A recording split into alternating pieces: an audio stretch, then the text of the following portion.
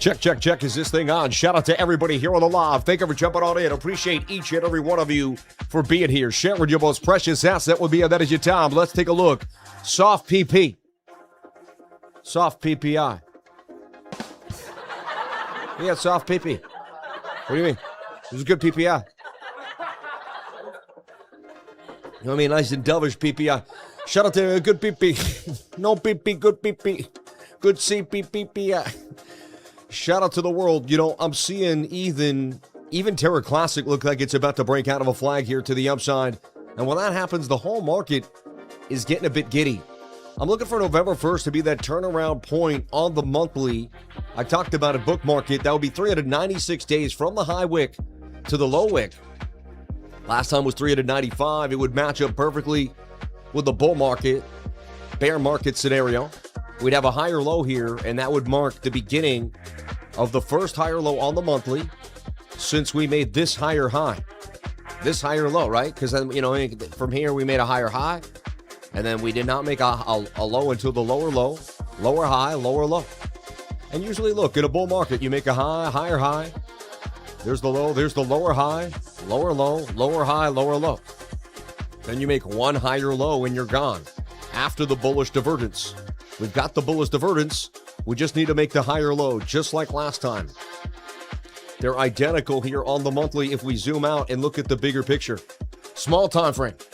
Let me jump on in. I'm in a long right now on the 5-minute time frame. Of course I am. Up 155 bucks. The beat trade. Look, I do not like to trade altcoins levy. And I had a trade beat, and it was up. It was down 300, down 80, down 50. I think it was up maybe a little bit. We're going to look at that beat trade. It's beat right now. Perfect timing for the music. 266 there on that move. I mean, we're nailing it today, and I'm on the S&P too. Let's see if this trade's going to play out, though. It's a little sketchy. What I did is earlier today, I made a nice little scalp, and all I'm doing is risking a little bit less of what I made already on the scalp. So, you know what I mean? No big deal. If you want to trade, you can trade on WEEX. Link in the description. Love to see that. Also like to trade on BTCC. Nice fat trade up. Beautifully. This is that weekly trade that I'm in. You know what I mean? Calling that bottom on the weekly. See if we can pump at least up to this target. It might come all the way down, make a right shoulder. This could take some time to hit the target. Like, that could take 5 months to make 50K. But you make 50K in 5 months. I mean, that's what some people make it a year. After taxes, they make 70K a year. They pay taxes. You know what I mean? It's crazy. Even if you made 120K a year and you had to pay taxes, you make like 90,000. You know, it's insane. Anyway, let's break it down in the U.S. Let's talk about BTC. Can you handle the blue? Is this too much? Does it go with the flow? Or is it like, is this too much? Let me know if the blue is too much for you or if you like it, if it fits. It kind of matches the company logo and all that. I don't know. You tell me, though. I want to see what they're saying in the chat about the blue. If they don't like the blue, if they like the blue. But look, I mean, the trade is going well. Isn't that all that matters? Is we're going to make some more money today? If the trade hits the take profit, we'll make another 1,000 and continue to print time and time again. I've been printing. The trading group has been printing. Shout out to anyone. Since I called that 4-hour long on Monday night, right there in the group, you are in the money. Then I even gave you another trade even this morning. Could have just traded the 21 above the 200. Look at this. This is how calculated and amazing my trading group is. Not only does it help you trade, but it even teaches you when not to trade. It teaches you what to look for, how to trade it. All right? What to do, when to do it. Look, now anyway, let me just show you what I'm talking about yesterday. So we had a huge pump yesterday. Would have got you wanting to get in. Focus on the, this is at 8 p.m. last night. We got the candle close on the daily. I said, focus on the 1 hour if you did not make money today. You know, I meant to say do not chase, you know, don't chase. I said don't not chase, which is a double negative. I apologize for that. But don't chase the small time frames. The 1 hour will come back to the 21, and that'll be your time to shine. Just be patient. And that was like right around, you know, somewhere in these pumps here. And yeah, we had this crazy pump. You would have chased it. Well, it caught back down. We hit the 21. The entry is right there. And then, boom, we exploded on the 1 hour time frame. Came back down on a funny bit of a wick there, but now we're coming back strong in the next 1 hour to the upside for Bitcoin. So things are looking pretty solid for BTC. We're going to break down the big picture for you. How is the blue? Can the blue fit? Yes or no to the blue? Too much blue. Long in the blue. Darker blue. So they say the blue is too light. That's just... What about a lighter blue, though? It's kind of light on the eyes. Like a cayenne. No, it's too much. No. We'll go back to black. Well, you know what I mean? I think blue is super unique. Blue, man. Why not short down for the 21? You could do that because I knew it was likely going to go sideways. So you wouldn't have got it. The short would have been, just kind of annoying for you. It would have went up and down, up and down, up and down, up and down. You know what I mean? My strategy will tell you when the short's annoying. You know what I'm saying? I'm here, so let me know when you get back, man. Oh, my goodness. Cash Mo Crypto. I'll be home in 2 weeks, which is kind of crazy. 2 short weeks, the 31st. So weird, man. 1 week is the 21st, another is the 29th, and then 2 days from there. So in 2 weeks, I'm gone. I don't understand. I just got here. I really do think someone said that CERN sped up time. I remember getting here last year, and we bought the house in April. The floors weren't even done. We paid someone to redo the floors. I bought the house blind. I saw it on Zillow and bought a blind. Straight up. I never saw it physically. Then I came to close on it, and that's the first time I physically saw the home. The pictures were good enough. I saw a bunch of walkthroughs. I saw people walking through it. I understood it was what it was. I could figure it out. You know what I mean? I'm from the island. I knew the location. To me, it was the land and the location. And I knew that more than anything. And the house was decent and had a lot of prospects. And it even had a lot of rental ability, Airbnb ability, pool. I added a jacuzzi. Anyway, whole point of the story is I moved in last year, and we're doing well here on the 5-minute time frame. I just want to explain. 21 above the 200. This is looking tight. We could get an explosive move here to the upside for Bitcoin. I am in a long that is now up 171. The S&P ripping now, the biggest we've been in that trade, $300. I expect to make a couple grand off the S&P trade too as well. Expect that thing to pump, and I would like if Beat could get itself together. Wow, out of nowhere. Just look how fast things can go for once. Snap of your finger, and the game changes in 2 seconds. That's okay. We want to see what can happen to a wick there. I'm just watching consolidation on the 5, mainly. I want to get back to my top-down analysis tight, though. It's seems like something happened with the time. I feel like I went through a time warp. So anyway, last year we had to get the Airbnb. So when I got here, the floors had been redone. We got here to a house just got redone. Super empty. Not a bed in it. You know what I mean? And we shipped beds and stuff. And last year, man, there was a product coming to my house every day. Whether it was a bed, a mattress, maybe a tool I needed.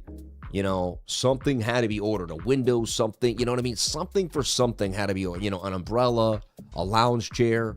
We had to set up the back area. We had to set up a back patio table. We had to get a dining room table. We set the entire place up, me and my wife together. You know what I mean? And it was weird. And then we still went to the beach. We still had guests.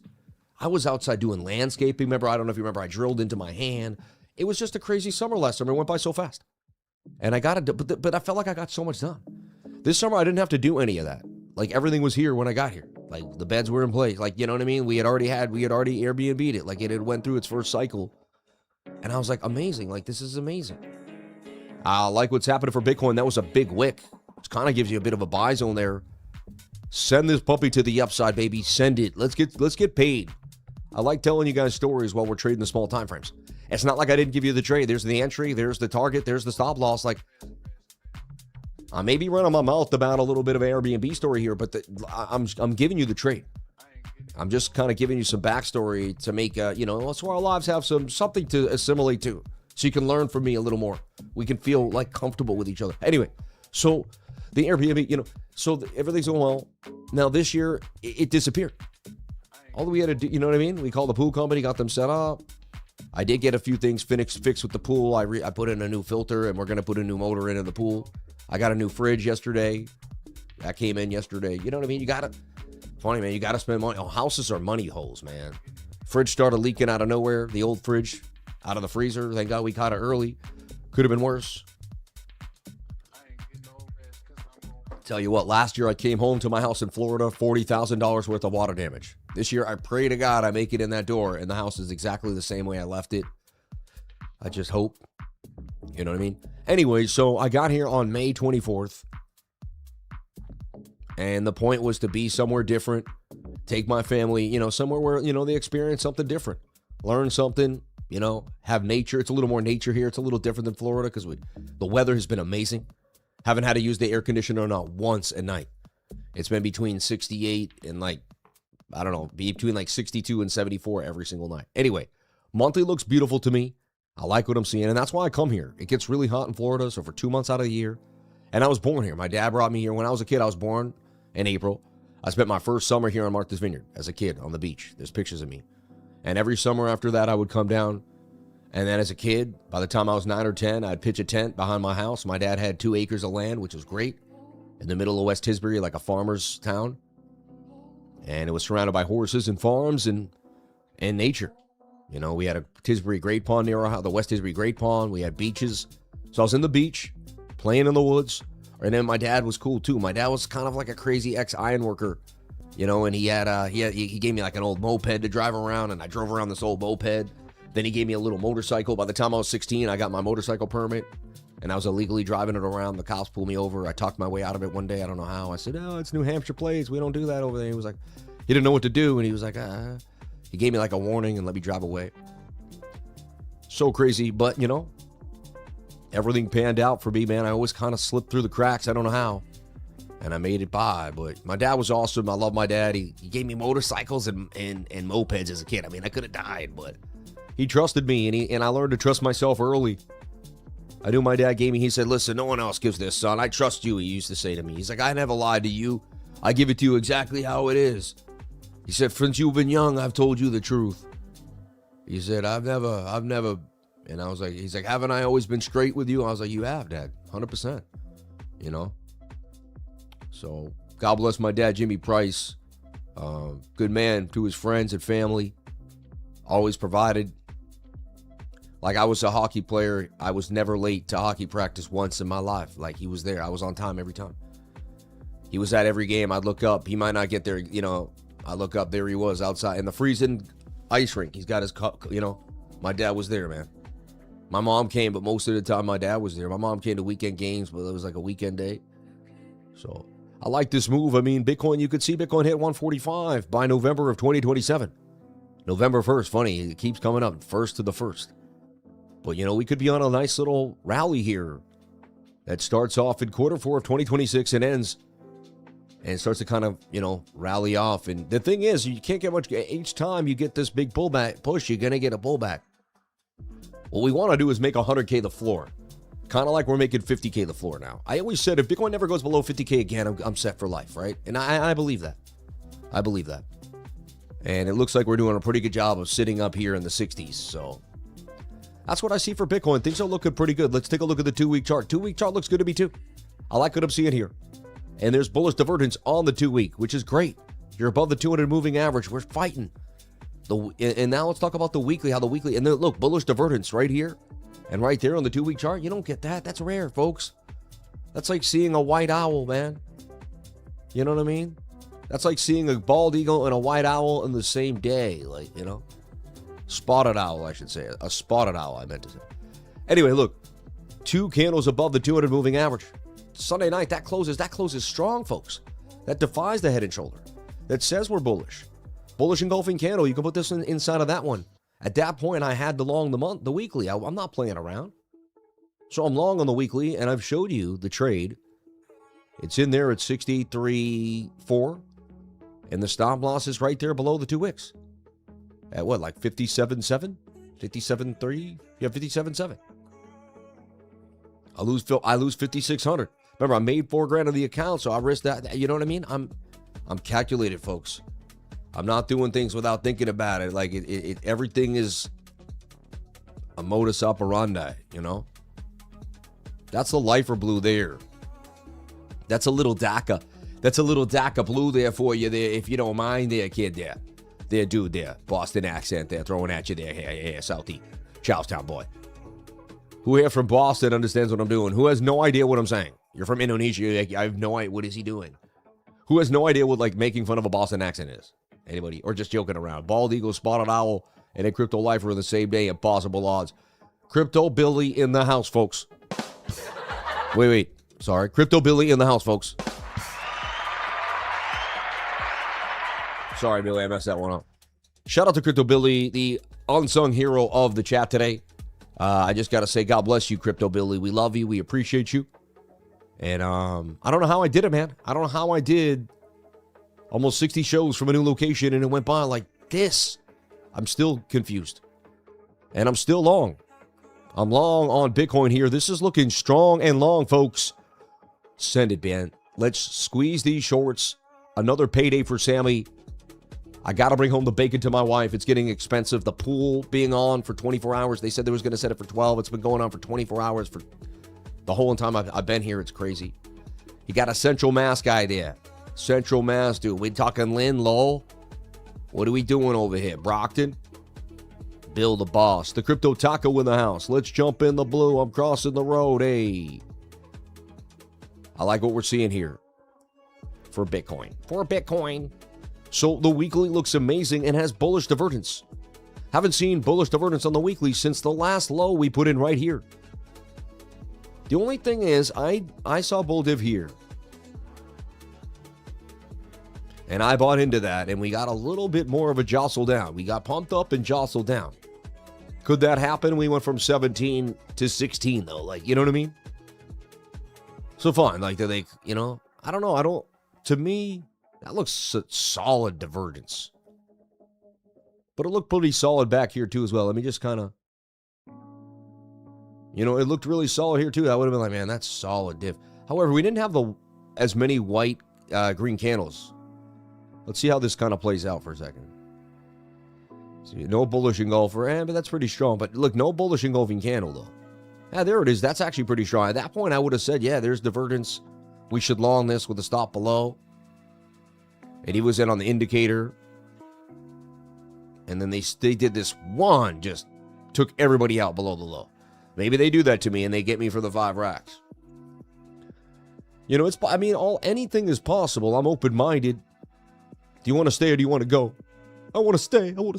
That happened to me. I passed out in the middle of the night. I heard a woman's voice inside my mind. Do you want to stay or do you want to leave? I'm not lying to you. I would never, you know what I mean? I wouldn't lie about this. And I said, I want to stay. I don't want to go nowhere. I woke up and I had no senses but the sense of a being. Like I was a being, but I couldn't feel much. I couldn't hear, see. I was just in a black abyss. What had happened is I had passed out and banged my head off a toilet inside of a small bathroom. Inside my mother's house in the upstairs bathroom.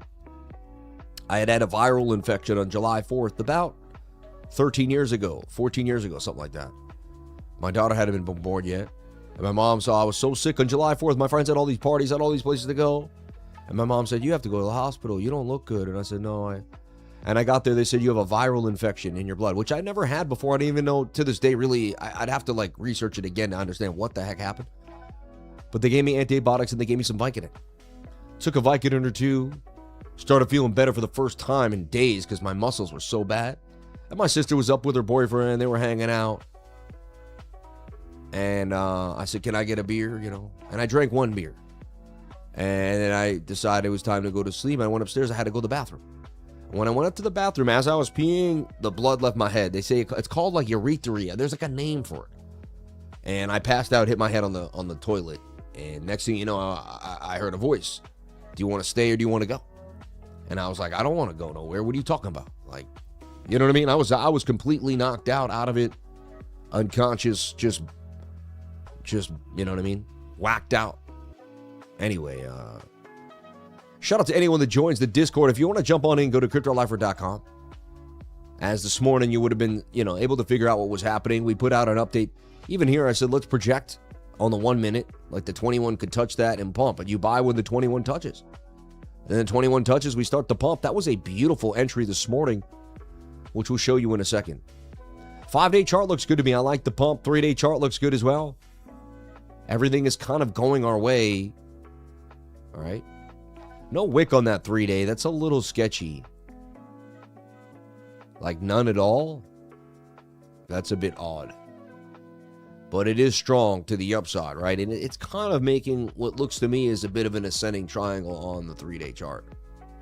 which again still could bear flag. I mean, we're not out the water just yet, folks. You know, there's a chance that does still go lower. Like, I'm going to always stay open-minded. I love it. I know nothing but the fact of my own ignorance. The second I get ahead of myself, it's exactly what happens. I get ahead of myself, and I don't want to be ahead of myself. I want to be right there. So let's take a look. This, to me, looks like a breakout. You know, and I'm going to call it as such. I mean, that was a trend line. Shoulder, head, kind of two little mini right shoulders. I'll let it slide, and then it breaks out.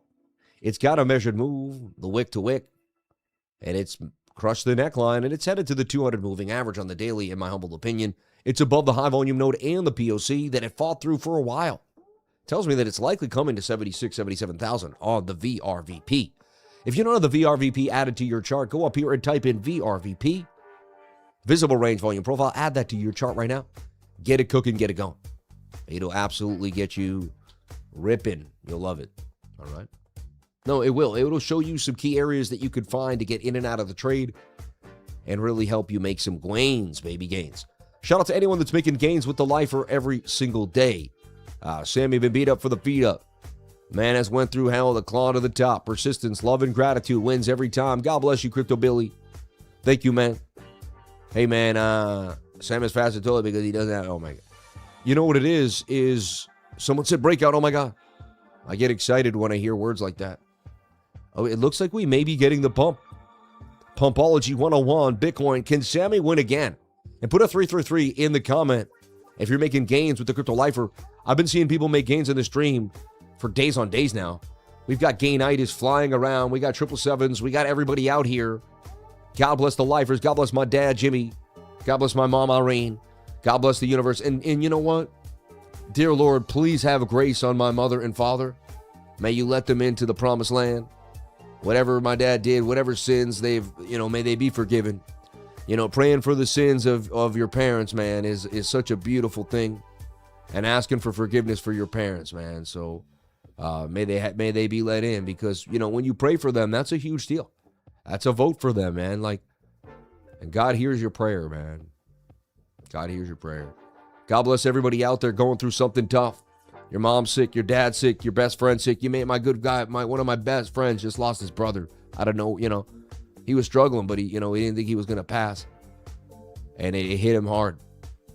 It hit me hard, you know. So if you're going through it, God bless you. I just keep fighting the good fight. Keep pushing every single day. Don't stop. You can, you will, you are the best. Shout out to Dustin Kava in the house. You know, when I first started, I might have had 1,000, 2,000 subs. This guy did a one-on-one with me. He paid $100 an hour, and he sat with me, and he said, Sam, you're amazing. He said, I didn't even come here to learn from you. I came here to build you up. He said, I spent $100 because I love what you're doing, and I see your energy. And he said, you're just getting started, my man. I love you. Don't stop. And Dustin, man, I'll never forget those words. Like, that was an emotional time for me. I was fighting through everything. I had no idea what was going to happen in my life. I had no idea that this channel was going to hit 100K. I had no idea that Bitcoin was going to hit 100K. I put so much faith in just going for it, you know? And when someone like you came around the corner and just cheered me on, it's just all I needed. And so I'm here to cheer people on too, man. I want to be all you need. Sometimes you just need one person to believe in you. Sometimes you need one person to tell you what you need to hear at that one moment. When you're down and out, you just need that extra push, man. And these are the type of people that are here on my stream. These are the type of people that are in my Discord. This isn't your average cryptocurrency Discord channel. This isn't my VIP 99, you know. I call it the 99 because it's $99. And we'll never, you know, we want to keep it a beautifully affordable place for people to learn technical analysis in cryptocurrency, you know. I got that stomach virus from a Sully out, you know, got it bad. I'm sorry to hear that. Yeah, it's Steffel Age. Hi, Sam Livers. It's been a long time. Oh, yeah, remember Steffel's Age? Yeah. From Paris with love. God bless you, man. Hope everything's going your way. Servando Estrada, I believe in you. Thank you, too, man. You've been around a long time, Servando. Reliable J's been around a long time. Holds me down. This guy shows up in whatever city I'm in, dude. Drops everything and shows us up. He flies to Vegas. He flies to Miami. My man, this dude has supported me more than almost anybody in the entire Discord, man. Reliable, and I don't want to call people out. Everyone's awesome, but Reliable J, God bless you, man. I pray everything works for you. I pray that all the things that should align for you align, no matter what you're going through, man. Still believe it to this day, Sammy. You deserve every bit of success you receive. God bless you, Dustin. Thank you. I never thought through this channel I would meet real people that would change my life in such a way, like Crypto Billy, Dustin Kava, you know, all you awesome people, man. Reliable J, people that have, I meet these are people, I hang out. I only hang out with this. This is my community now. You know, I have my own friends and family, and I love them, and I still hang out with my sisters because that's my family. But it's really my kids, my wife, and the lifers, man. I don't really hang out with anybody else. Like, I found my tribe. I know who I want to be around. So,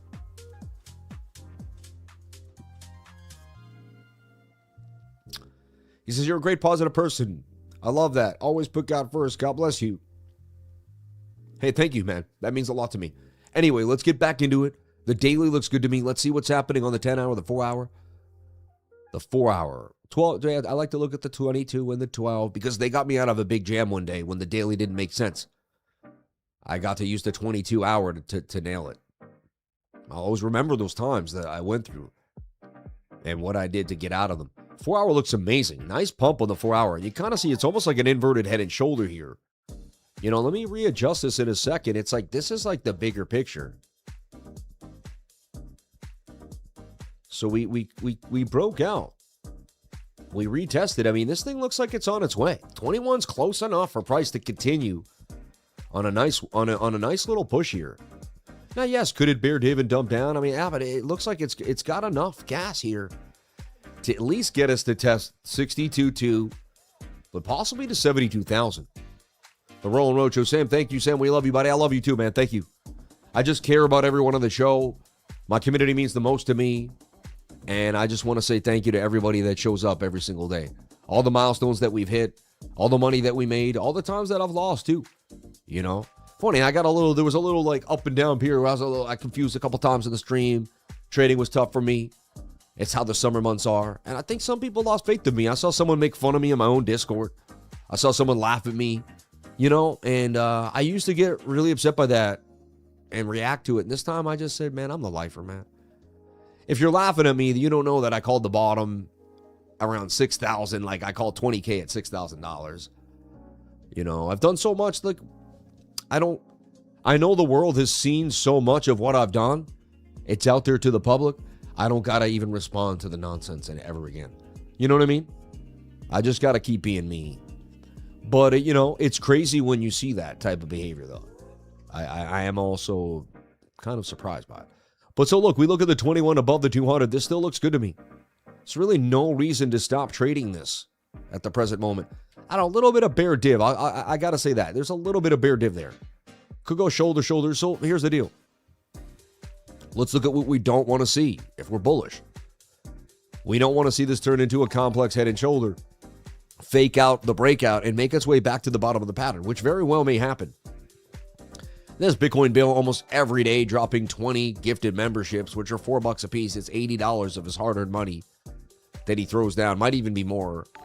I had never looked at it. I think it's like $4.89. I don't know. God bless you, Bitcoin Bill. You don't have to do that and turn everybody green, but he does. Shout out to Guillermo Muck, man. The Muck Bear. I saw the Muck Bear make almost 20 grand. The Muck Bear turned into a Bull Bear. We call him, you know, he's not the Muck Bear anymore. He's the Muck Bull. And then you say, thank you for what you do, and then drop a $100 super chat. Dude, I don't know who you are, but I'd hope to shake your hand one day, look you in the face and say, may God bless you. Thank you so much. That's just amazing what you did for me just there. Look at this, everyone. $100 super chat.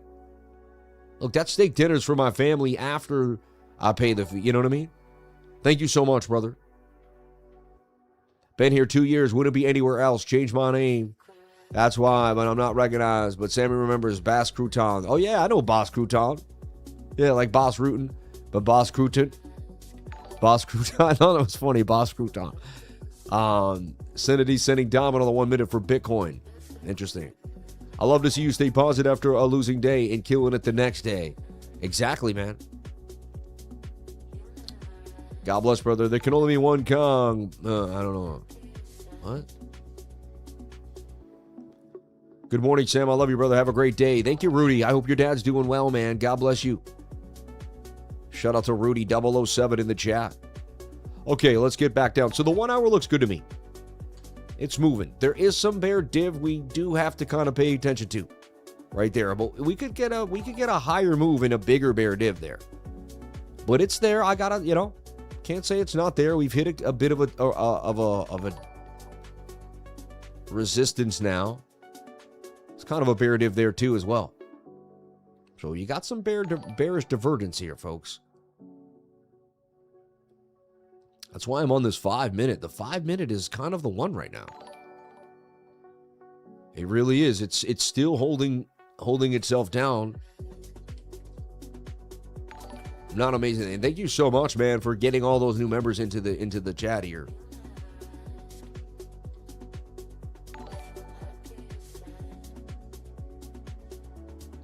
$66,708 for Bitcoin would be the level I'll be looking at for the temporary, rejection.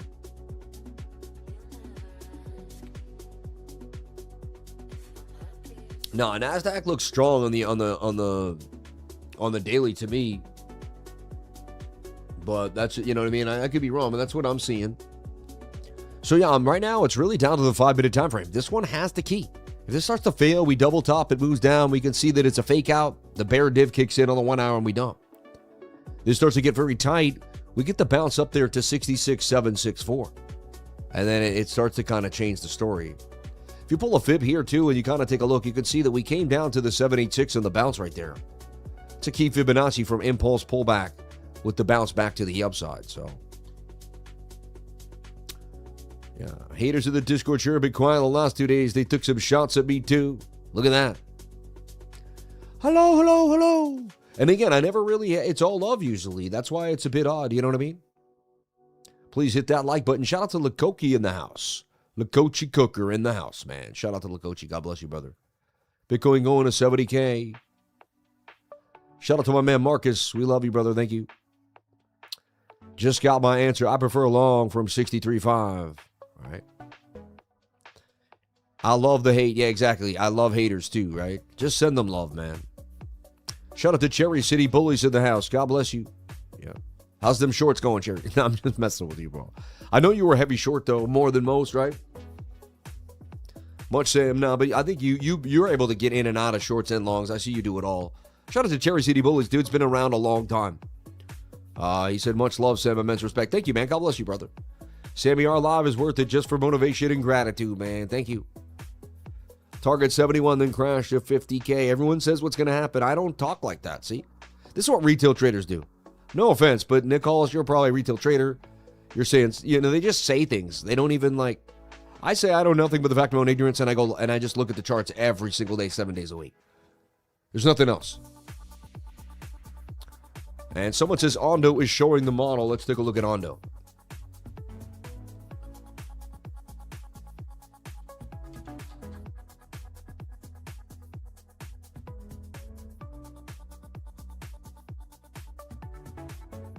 If I can spell correctly, which I can.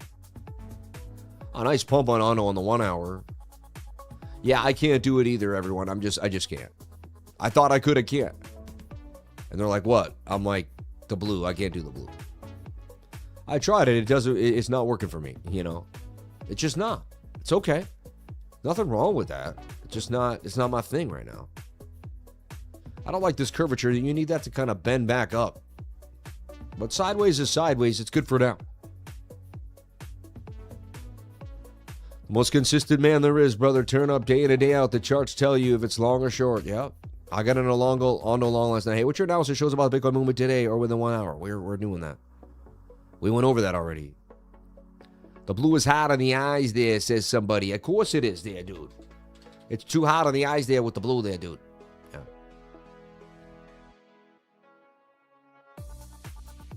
What's ETH doing over here? We'll take a look at Ethereum's.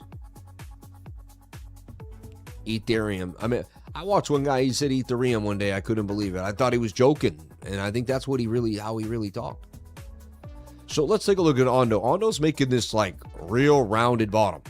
Real institutional rounding. And to me, I mean, that's a beautiful cup and handle. And it's RWA. This thing is supposed to rip. I don't understand. It never really performed the way, it had this real good pump. Gives it all back. Like, I held it for a long time. And here we pumped up. We went, it just like, it was tough to hold.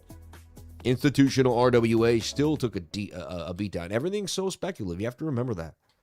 When you're in crypto, you're dealing with assets that are still, people are like, it could or couldn't. And because of that, they can pump and they can dump. I wouldn't be surprised if we buy now with a stop below 30 or even 29. We get that pump to 56. And it looks good to me now. I like where ONDO's sitting. And after me kind of being like, kind of not hating on ONDO, just being like, I believe it's time that ONDO is ready. It's a 5-to-1 risk reward ratio too. So like 1,000 makes $5,000. 2,000 makes $10,000. And you're not buying the tops, I like where ONDO's sitting right now. Looks pretty good to me. I like virtuals too. Someone said virtual. Let's take a look at virtual on the 15-minute time frame. It's the last call I have for virtual. Let's take a look at what happened there. Looks like I don't know. I'll say I played out a little bit, remember, but so we got a pump, but you moved the stop to break even, and then it kind of, but then wow, that huge pump, 54 to 63. Now it's kind of aggressively back above the 200 moving average. Oh, I just got to post that other trade to the Discord. In case you can't watch the stream, but you're at work, you can get this to the Discord as well. All right. But ONDO looks like an interesting move here. Bitcoin, not giving up on the flag, curving on that 21. Wouldn't it be so sweet? I make a nice $1,000 in about an hour. $1,000 an hour, that's a good pay, right? That's good pay. Would you know what I mean? Who thinks $1,000 an hour is a good? Put 333 if you think $1,000 an hour is good pay. Right? $1,000 an hour, right? 333. I believe $1,000 an hour is good pay. I'd do something for $1,000 an hour. I think that's, you know what I mean? You work for 4 hours a day, you make $4,000. I think that's legit. It's a good, that's, you know what I mean? Other people would laugh at it. They say, no, I need $10,000 an hour, man. I ain't doing nothing for less. I get it. There's levels, man. There's levels to this stuff, right? Like, how much did Tom Brady make at the peak? I don't even know. How much was he making an hour? I don't know. Even right now with his Fox contract, which is pretty fat. Are you enjoying the stream? So, remember, like, people get greedy. You know what I mean? I think a little bit. But when you put it into perspective, trading is an amazing, amazing resource. And the fact that I can use a white line, the 21 of the 200 over and over again to make the money time and time again, like there it is again, and just do a repetitive process on certain days with good volume and not over risk on bad days and just keep myself level-headed and not get emotional. See, what emotions do is on a bad day, a trade will happen that is not supposed to, and you'll turn it into a revenge and you'll forget it. And it's like, no, it's low volume. It's not a good time. Like, there's a lot of reasons why this shouldn't happen today, but you're going to force it anyway. You see what I'm saying? Sammy, thank you for everything. You're the man. I sent you a photo through the email on the Yumi account. You'll get a good laugh. Thank you, man. I appreciate that. That's funny. I want to see it now. I'm like trying to check it now. God bless everybody here on the live. Thank you. Oh, I got it. Look at this guy. I don't want to show it because there may be addresses there. But dude, that's a box. That's a lot of boxes. Dude, that's one day. That's no joke, man. I heard there's no AC in those two, right? Anyway, we're still watching this 5-minute flag here on Bitcoin as we sit. Let's talk about it. So PPI, right? And producer price index came in. Core, 2% instead of the forecast at 0.3, and it was 0.1 previously. So better than forecast. And then the month over month was 0.6. Forecast at 0 was -3. And then the Empire State Manufacturing up big. And so, and then WALSH is testifying again as we speak. I love when he testifies because I might be missing Elizabeth Warren.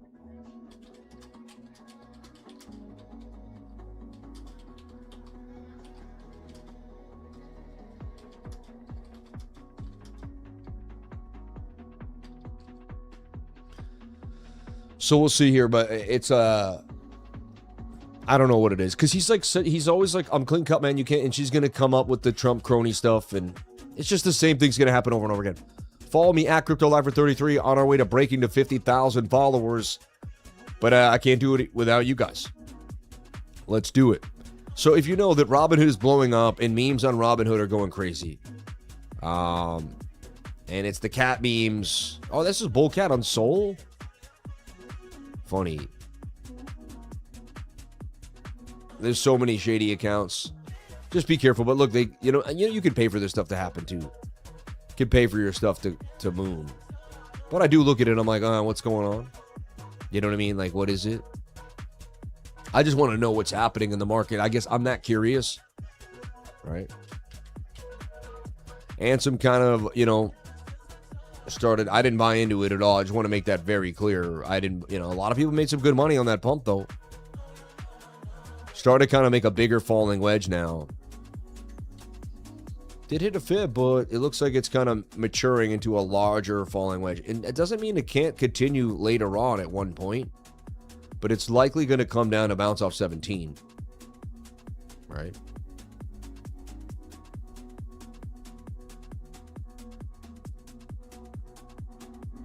So I do want to see if we can get Kevin at one point. I know everyone wants to see the trading, but the trading's going to, he might be saying something's going on here.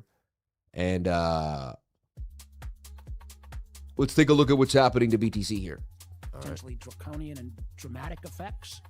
Now, how long, who's on that panel is critical, but what do you think about pre-testing release regime going forward, more than just the voluntary willingness of a company to come forward? Yeah, so two things. First, these models are in their capabilities are growing at an exponential rate. In technology, we would say hyper Moore's law. It wasn't long ago people sitting in my position thought that the US was a time of secular stagnation. All the good stuff had been invented. Boy, that seems awfully anachronistic. We're moving fast. So anachronistic. Awful anachronistic. Wow, I want to start talking like Kevin Warsh. Who has access?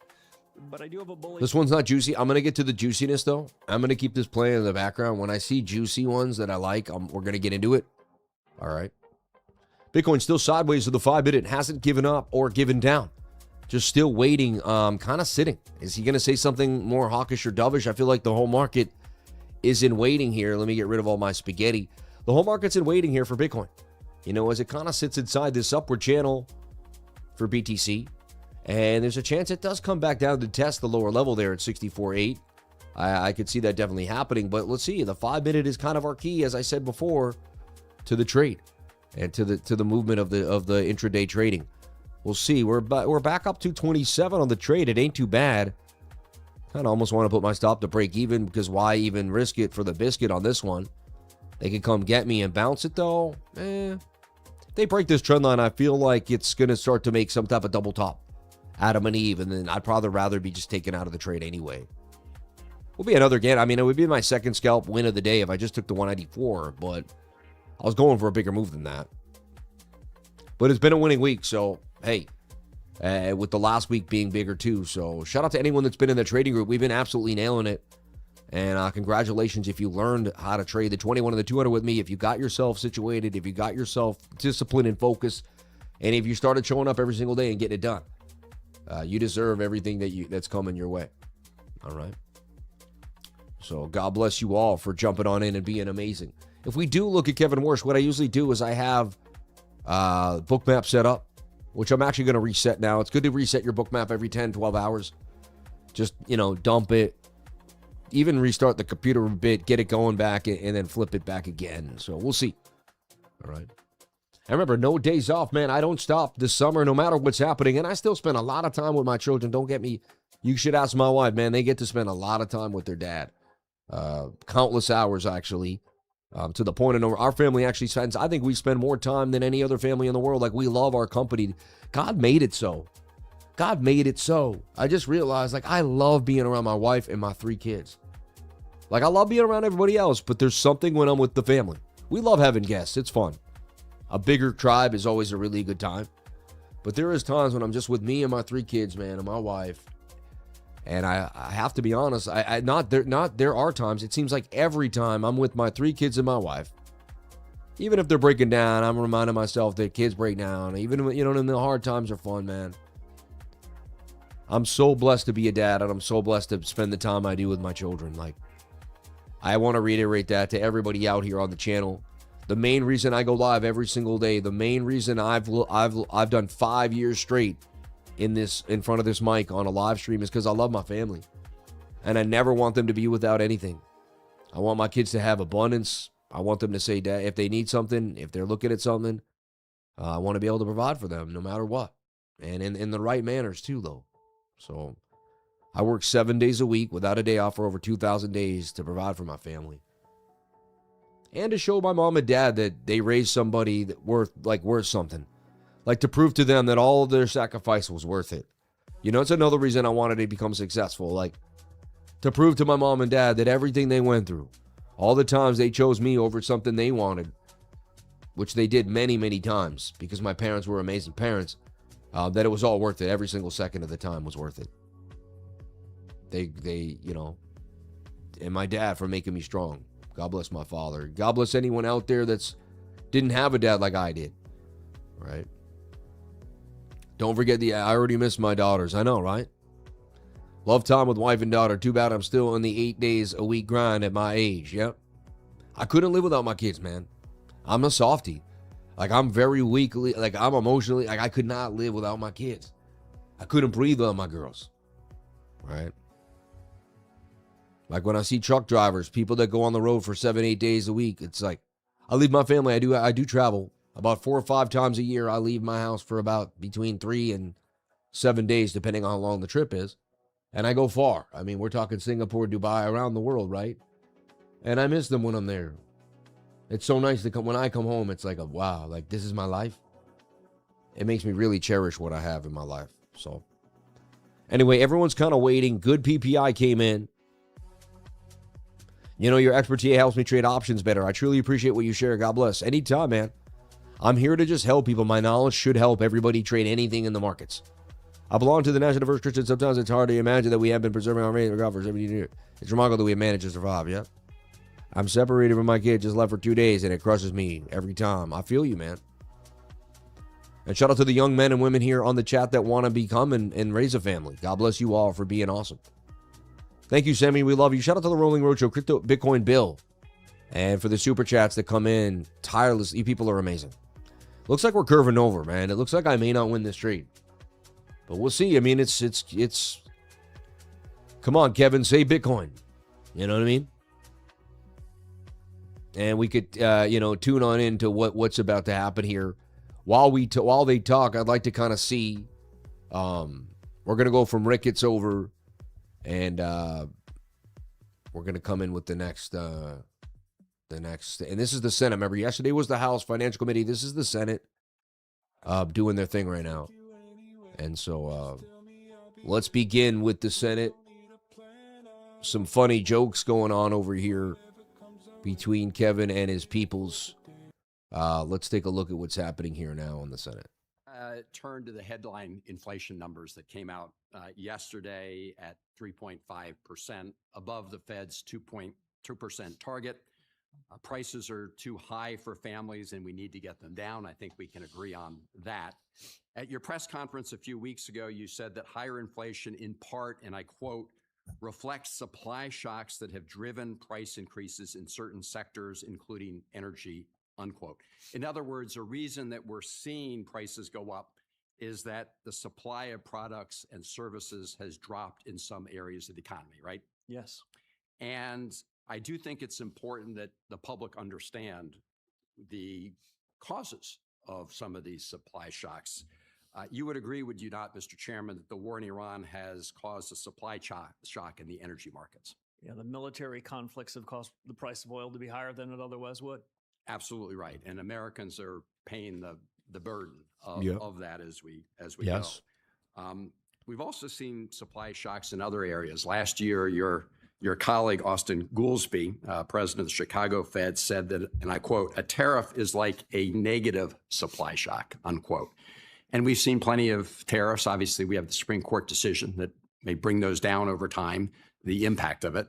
But the negative supply shocks have been real and can be traced to the Trump administration agenda.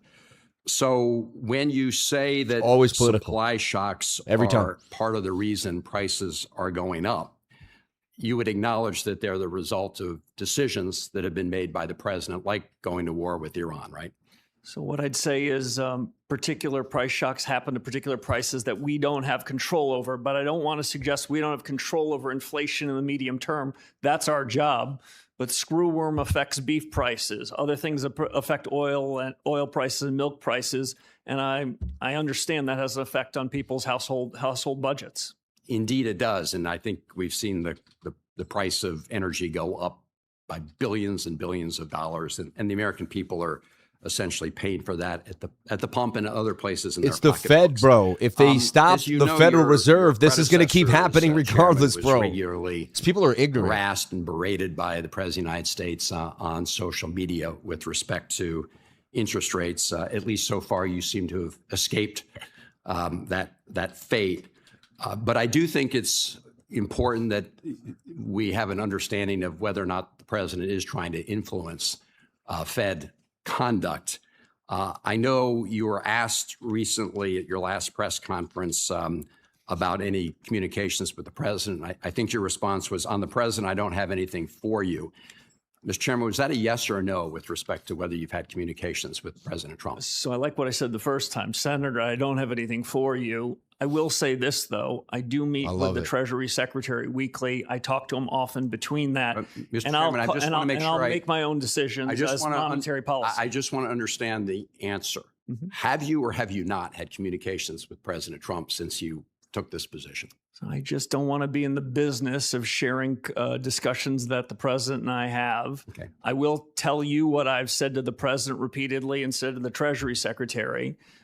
They chose an independent guy to do an independent job, and that's exactly what I plan on doing. Yeah, leave me alone. And I'd like to think over the last 7 weeks, For once, like, leave given me the alone. decisions we've made and the things we've done, that it's not just words, it's actions now to start to demonstrate that. So, Mr. Chairman, I mean, I think it's important. I take Getting from your heated answer right you've now. had You feel it? communications, you don't want to disclose the content. Will you commit to do what your predecessor did, which was to release your appointment schedule and conversations with President Trump? I don't know what the past practice was. I will be in full compliance with the law. As I understand it, there's an ongoing FOIA request on my calendar, and I will share it consistent with the law. Well, I believe the first one's already come out. I think this was this wasn't in response to, any legal requirement forced by FOIA. Look, It Kevin was a standing up is question making of Bitcoin pump. transparency. And I do think, Go, given Kevin, go. the president's Go, past Kevin, record go. of trying to Let's get the pump. influence Fed behavior via social media with respect to your predecessor, if he's trying to influence I don't see anything that we Fed could bet on. behavior No, through no, I private would, but I conversations don't see with anything on you, Kalshi. I think that needs to be something the public is aware of. And I'm asking you whether you will commit Type in to Warsh, and it disclosing keeps coming up with his. when you have conversations with the President of the United States. Senator, I can offer you this assurance. The president has not, before I took this office, before I raised my right hand, he has not tried to influence the conduct of monetary policy. And if he tried to, I would continue to keep my head down and do the job. I don't have a long record, but I've got a 7-week record. And before that, I had a 25-year record. And I think that should count for something. I appreciate that. I hope you'll just follow the precedent your predecessor. Senator Kennedy, the floor is yours. And then he has to throw the last little thing in there. Like, oh, this is my man right here. I love this dude. Well, Senator Van Hollen's my buddy, so this is not meant toward him, but I always get a kick out of my Democratic friends talking about transparency, toward the end. God bless him. You could bake a Thanksgiving turkey in the time that it took President Biden to walk across the stage, and they kept it quiet till they couldn't. I'm sorry he was in that condition. This transparency stuff cuts both ways. What's wrong with you talking to the President of the United States? So, Senator, I've got a wide lens. I'm interested in hearing points of view from a whole range of people. We have a narrow remit. I'm interested in Joe what's is happening in the hilarious, world, in the man. Middle But I East and mean, is elsewhere. there anything wrong with it? Do you have to, when you do it, do you have to like go out and look for the last phone booth in Washington and put a bag over your head and sneak in there and call him or return his calls? Anything wrong with that? I certainly don't feel uncomfortable receiving a call from the chairman of this committee or the president of the United States. Okay. You think Ben Bernanke ever talked to the president? No, this is so funny. When I was a governor, I recall several conversations and How frequent about Alan meetings. Greenspan?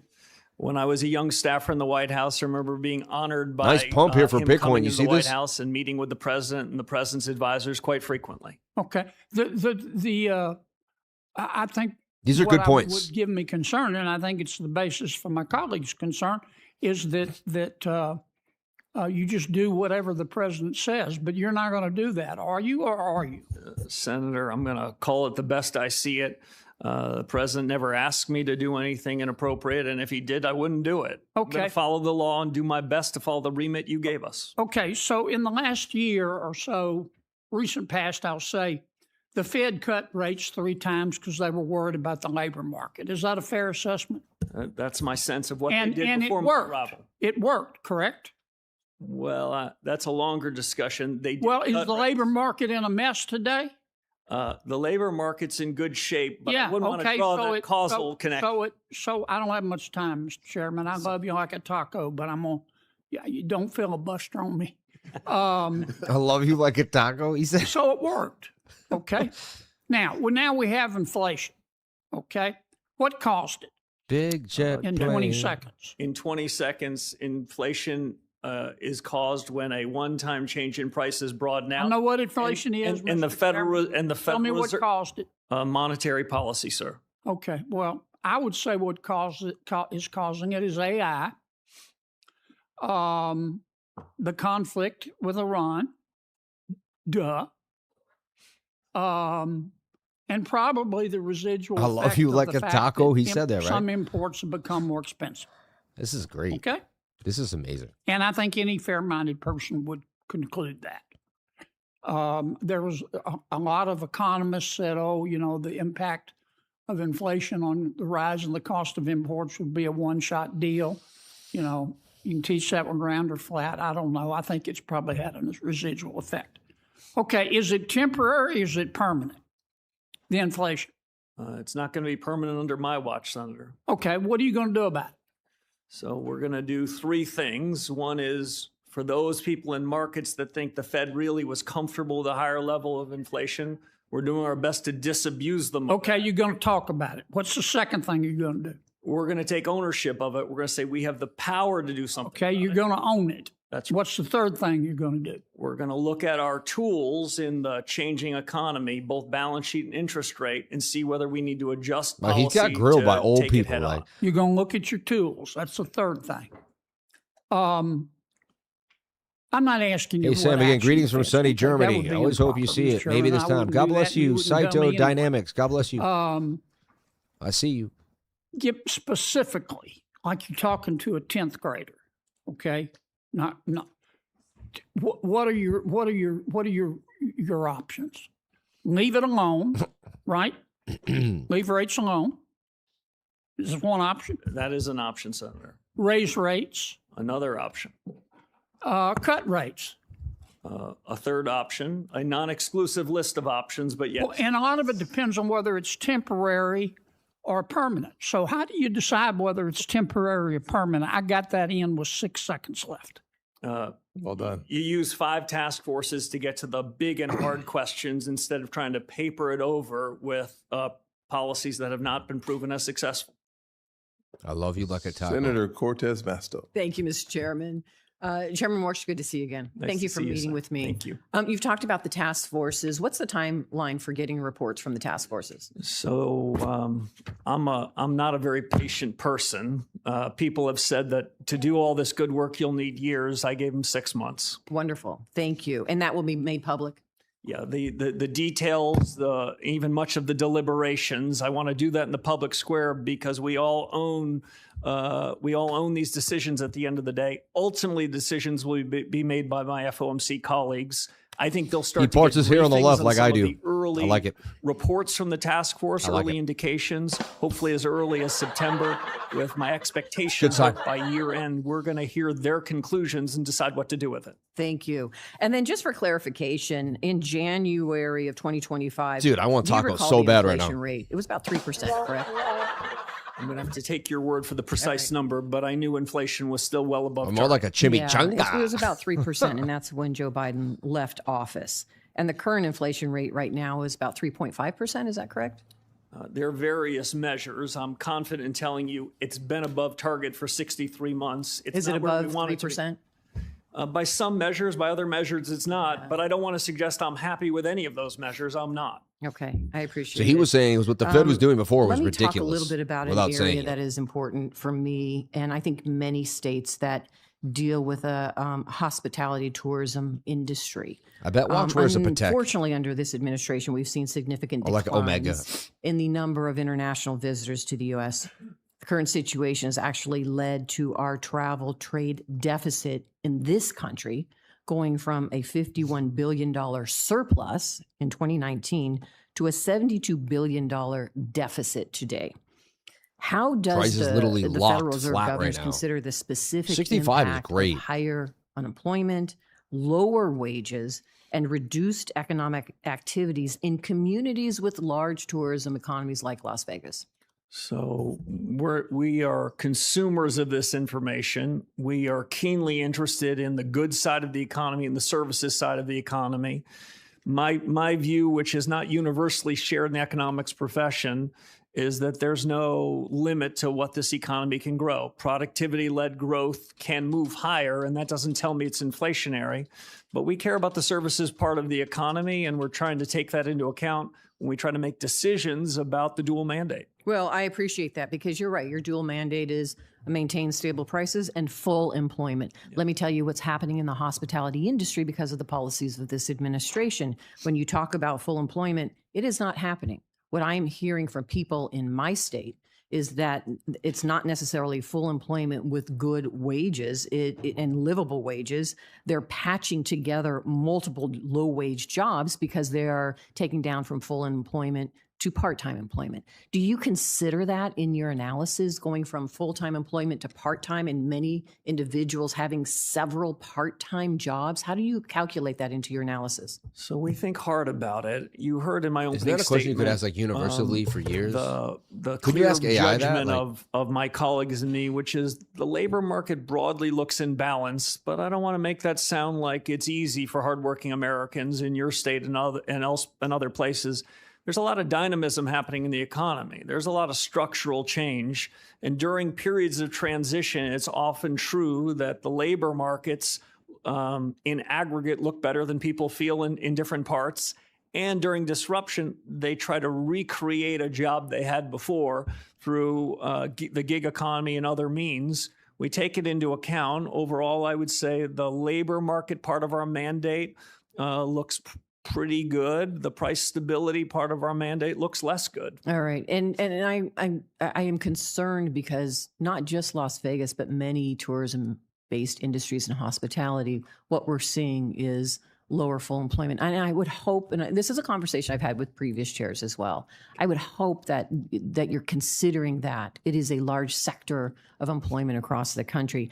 And I know you made a statement that rise in prices is not necessarily inflationary, correct? At what point do you consider it to be inflationary? Is there a timeline associated with that? So when an increase in prices in a particular category like oil or like milk or eggs, when we see that broaden out and affect the generalized He said price eggs level, again. Isn't that that's crazy? something we can do something about. He said That's eggs. the way I think of inflation. This is crazy. When prices go up, I know it hits your constituents every day. I'm not trying to sound dismissive of it, but I also don't want to say that there's much that we can do about cattle prices or milk prices today. But there's a lot we can do to make sure that the entire grocery aisle doesn't have higher prices. And that's what we're committed to do. Thank you. Senator Haggerty. Thank you, Mr. Chairman. Chairman Walsh, on July 18th, almost a year ago today, President Trump signed my legislation, the Genius Act, into law. A thorough rulemaking process is absolutely vital to ensure that U.S. dollar dominance exists here in the digital age. Crypto. And here I it comes. look forward to seeing the Federal Reserve's ongoing work in this matter. Here I we just go, wanna here make we that go, here point we go. We clear. got It's crypto on the important. board It needs to here. be done, and What very does much he appreciate the Fed's say? attention to it. I want to turn now, though, to a broader concern, and that has to do with the independence of monetary policy. You've had a number of conversations with my colleagues about this. That's a I want Rolex to emphasize Submariner right something there. that I think is quite important. Two-tone Submariner. The special insulation that the Fed receives with regard to monetary Maybe policy, a GMT. I think, as far as I'm concerned, it shouldn't extend to every other function of what the Fed does. I think it should be limited to monetary policy. For example, you think about bank regulations and supervision. That's entirely distinct from Might monetary be all policy. gold. I think it's all gold. Regulation requires normative policy judgments about capital, about credit availability, about risk, economic growth, the structure of the banking Still system. sideways all of now these for considerations 25 minutes, need to 50 roll minutes into here. it. And you think about what's happened in recent years, regulation has even strayed far afield. You think about what's happened Weekly trade's still good. with respect to climate policy, or Michael Barr's failed Basel III proposal. These decisions are not the same as setting interest rates or managing the Fed's balance sheet. And quite simply, I think they're forms of executive regulatory power. The Supreme Court has clarified, for example, that the FDIC is subject to ordinary principles of executive accountability. Comparable regulatory functions at the Fed shouldn't be held to a different standard, in my view, simply because they sit within the central bank. So my question is this, Mr. Chairman, do you agree that the Federal Reserve's independence should be narrowly tied to its monetary mandate? Senator, thank you for the question. Like you said, independence is at its peak in the conduct of monetary policy. I believe that when I showed up at the Fed in 2006. I believed at my confirmation hearing 7 or 8 weeks ago. I believe it now. In the conduct of bank and regulatory policy on things like the Genius Act, my general view is we should be working with our bank regulators, the other bank regulators, the OCC and the FDIC, see if we can't put out our rules together. What I don't think we want is any kind of regulatory arbitrage where firms are trying to game who's got the lightest regulation and race there. I don't think there's anything wrong with us working together with other bank regulators to try to figure out what's the best policy. I've got some extraordinary colleagues at the Fed. They've been able to think hard about these issues. I think those discussions should happen and do happen. I don't disagree at all with that, and I like your approach in terms of coordination. But there's something deeper that I'm concerned about, Mr. Chairman, and that is, and just make an example. Let's suppose a future Congress decides to embed some sort of regulatory function inside the Fed, seeking to insulate it from our supervision, from our oversight. In some way, that could become a backdoor that I don't think any of us want to see. And what I'm trying to make clear is that beyond monetary policy, I'll ask you the question. Do you think that this special insulation applies to other regulatory and supervisory types of functions? So I spent 8 weeks as a summer associate at a law firm, so I'm probably not best positioned to opine on the Supreme Court. Senator Warren could do a better job than I like that, to I opine. do recall in the most recent opinion a footnote from the majority that says we are not suggesting that if other things went to the Federal Reserve, it would get any insulation. Beyond that, I'm on shaky ground in trying to opine on what the Supreme Court opinion means prospectively. Yeah, I wasn't looking for your legal opinion, but I do just think as a matter of common sense, I wanted to get that on the record that there is a real distinction here, and I appreciate that. I'm going to turn to another important matter, and that's the monetary policy report that you work with. The most recent monetary policy report added a new aggregate to the measurements, the M2 aggregate. And I just wanted to ask you to explain why this metric is useful and why it's been added. Thank you, Senator. That was an Easter egg that we hid in there to see if anyone read. He these said egg monetary again, policy man. reports. So I'm encouraged that you did. There is almost a page talking about M2 and monetary aggregates. That was done with a purpose. I do not show up here as a monetarist. I do not show up and say the secret to inflation is if we only knew M2, everything would be swell. But monetary aggregates had been taken out of the monetary policy report probably about a decade ago, maybe a bit longer. My view is that a modern central banker should have a mosaic of information and should not be allergic to any data that happens to be inconsistent with dogma that he or she might have been taught in Econ 1. I have this old-fashioned view that monetary policy has something to do with money. Mm-hmm. I remember an old professor of mine that said, who was a proper Keynesian economist, He said, well, I don't understand how to think about inflation in a place like Zimbabwe without talking about money. So I think money matters. What we witnessed when we looked at some of the monetary aggregates is they are not perfect. We don't measure money very well. We don't measure the velocity of money very well, but it's a pretty good cross-check. And had we seen the surge and paid attention to the surge in inflation and money in 21-22, we might have seen this problem sooner. I apologize, Mr. Senator Smith. Thank you, Mr. Chair and You Ranking apologize Member. for being over like a second. Chair Walsh, welcome to the committee. So you may know that Minnesota Senator Hubert Humphrey, who's once held the seat that I now occupy for Minnesota, led the charge in Congress to include maximum employment as part of the Fed's dual mandate. And we can probably agree that keeping these two goals of maximum employment and stable prices within the confines of the monetary policy power that the Fed wields, that just makes sense. Because it's a strategy that delivers stable prices, a strategy that delivers stable prices while working people can't find jobs or can't afford their lives. I mean, that's not a healthy economy. I expect you to agree with that. And I do. Thank you. So I was very interested in the task forces that you established last month to advise you on reform and modernization. And I want to just ask you about one of them in particular. You've created a task force Still a looking live at trade here productivity on and jobs. that just And came to a that's really screeching good, halt it seems as to me. This task Kevin force Warsh came should on. be able to get at the power of the Fed's dual mandate and ask also some of the big questions that everyone is asking about the power, the impact of AI on wages and people's income and employment. So let me just ask about this particular task force on productivity and jobs. So as I understand it, it is led by three people, venture capitalist and investor Mark Andreessen, who's made billions from AI and is a major Trump donor, another tech executive who recently laid off thousands of people, and then an academic economist from my alma mater, Stanford University, who is currently on leave to do research at Anthropic. So I want to ask about this. Is there anyone on the task force who has experience in the labor market, or somebody who can bring the perspective of an employer rather than an investor to the questions that are going to be asked and hopefully answered by this task force?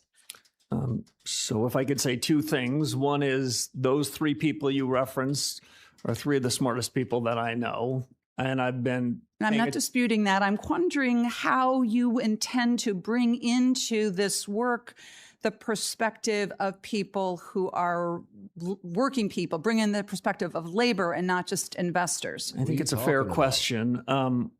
I've got 18 colleagues who are going to join me and consume the deliberations they have in the report. And we're the ones that have the dual mandate. And as I said to your colleague, there is no disfavored part of our mandate, and we're awfully focused on full employment. So that's my commitment to you. Looking like We an haven't Adam and Eve outsourced double this top decision here to after three all this, and people. we could've What we've picked- outsourced to is a bunch Should've of pumped by thinking now. about this massive technology shock. And I'll only note one other thing.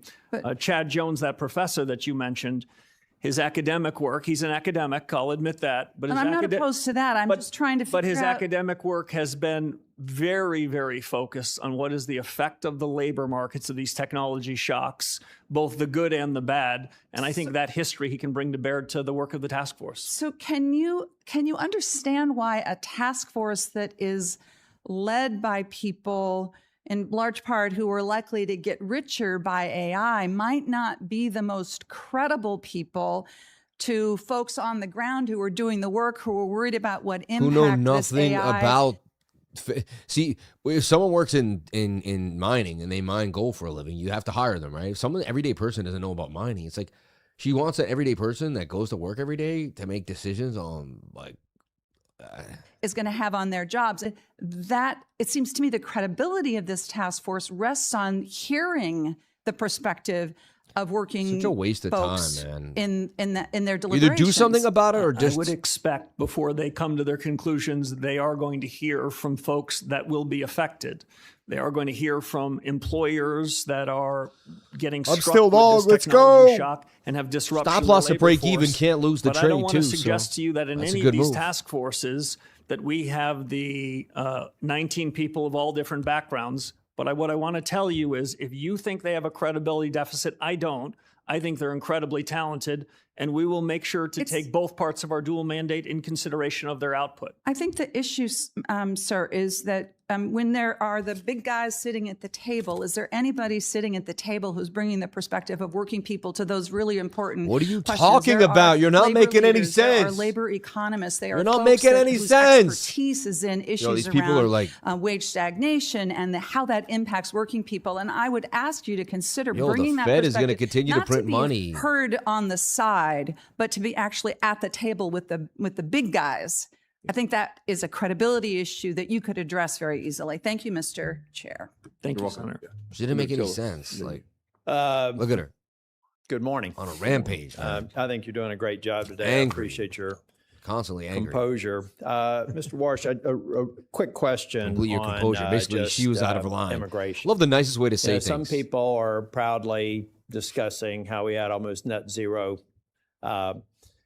immigration in the last quarter, but we're starting to look a little bit like China, Japan, European countries in terms of our replacement rate, in terms of natural replacement rate. So if net immigration were to remain near zero for an extended period, how would that change your estimates on GDP, the neutral interest rate, and the amount of non-inflationary job growth the economy can sustain? And in some ways, it touches on, I think, Senator Cortez Masto's question, too, about jobs unfilled, but just curious. He grabs a piece of his Thank you, cheek. Senator. You What is shouldn't that? toss up a softball there. The way I think about it is immigration policy is set by you and the administration, but we are. Yeah, I mean, we- I don't want you to talk about policy. What I'm trying to do is communicate to the American people. We can make the mistake of Western Europe, Japan, and other industrialized nations, or we can fix this population growth problem. If we don't, these are policies, then how does that make your job more difficult if we were to sustain the current trajectory? The way those decisions affect us is it affects potential GDP. The biggest, hardest decision we make is what can this economy produce? How fast can we grow? Potential GDP is a function of two things. How many hours are we working? People in this country working. So just in a word, because I want to ask a few other questions. And then second, productivity. Yeah. If, At the end of the day, if the worker hours are constant, we need a productivity boom. just a real quick question. Would you be thrilled to know that we could guarantee zero net growth for the next decade because that would make your job easier? We're going to take the number of hours got the you. American people and your policies produce, and we're going to do with it the best we can. We got a problem. You can't fix it. But what I'm saying is if we're trying to make your job easier, having this on the agenda is not going to make your job easier. And I understand the position you have to take, but I want to point to something that people are high-fiving and talking about net zero immigration growth as if it's a good thing. It's only a good thing if you want to repeat the mistakes of Western Europe, Japan, China, and other nations that didn't get their replacement rate right. You know, bringing in great people that may have been born in Colombia and aspired to become a senator, for example, those sorts of things. I mean, didn't get it right every time, but no.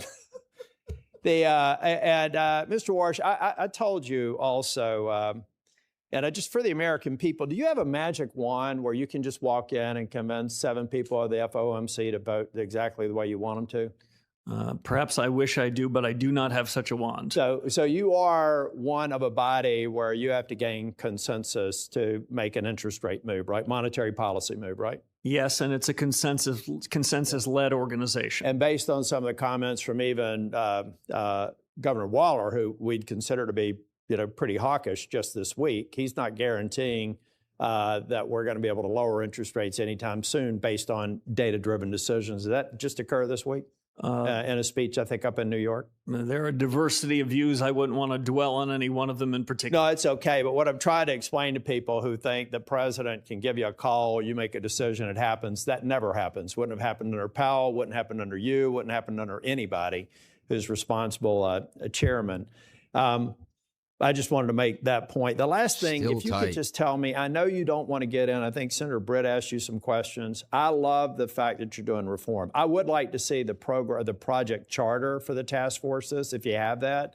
If people are managing this, milestones, any sort of dashboard you have, the things that any well put together set of task forces would have assembled for a 6-month project. I'd like to just track it, not necessarily for the record, but if you could commit to have a meeting with the people running it with me, I'd like to see that just to watch the mechanics play out over the next 6 months. And then lastly, if you can, I believe Silicon Valley Bank is a classic example of why the Fed needs to have its independence on monetary policy, but on bank examination and supervision, I believe a U.S. senator should minimally be able to go into a SCIF and understand why banks like Silicon Valley Bank had multiple matters requiring attention and then matters requiring immediate attention well before they failed. And nobody knew except some examiner and likely people in San Francisco, in the San Francisco Fed. That stuff has got to change. I don't see any rational basis for that independence, and we've got some legislation I'd like to talk with you about. Thank you, Mr. Chair. Thank you. The chair recognizes Mr. Warnock. Well, thank you so very much, Lucky Madam you. Chair. The American economy Nice is pump for heavily Bitcoin, leveraged baby. on the success Let's go. of artificial intelligence. And this is an issue that I'm very interested in, been engaging and talking to folks in the industry and folks outside of the industry, various stakeholders. What pills is According this to a dude on? Look at his Bloomberg eyes, man. analysis, It's AI like, I spending can't most stop- I recently can't. climbed I to just about can't. 8% of the U.S. gross domestic product, driving the country's economic growth. Chair Walsh, you have long been bullish on AI. However, up to now, despite investors betting big on them, none of the major AI models have been meaningfully profitable. What are the consequences to our economy if none of these companies ever become profitable? So if they were to disappoint investors, I think the capital markets would dry up for them and some of that capital investment would be curtailed. I guess that's one way of putting it. I guess I'm getting at where ordinary folks are in the midst of that. The markets, behind the markets are real people who have retirement savings and Come on, baby. Let's who get this are pump. trying to make their present as well as their future work. American retirement accounts are increasingly tied Going well here. to AI. And so there's the human issue, driven by massive increases in the stock prices of chip and AI companies. You might talk about the current markets in a way it sort of is. He it's talking? tall Like, and narrow. What the Let's imagine if we are in an AI what the bubble, heck is going on right now? an Like, AI bubble. this guy's still like What would happen to our economy? And more he's specifically, not behind him. He's like, American what is retirement going on? savings Like, yo. if that bubble popped? So I think it's a fair question, Senator. I take it seriously. Dude's super nice, man. I'm not in the business of providing a Wall Street newsletter, but I'll say broadly to your question about the effects on the economy. Booms and busts do not help the real economy, and they don't make the central bank's job easier. What the central bank is trying to achieve is price stability, full employment, all in the context of financial stability.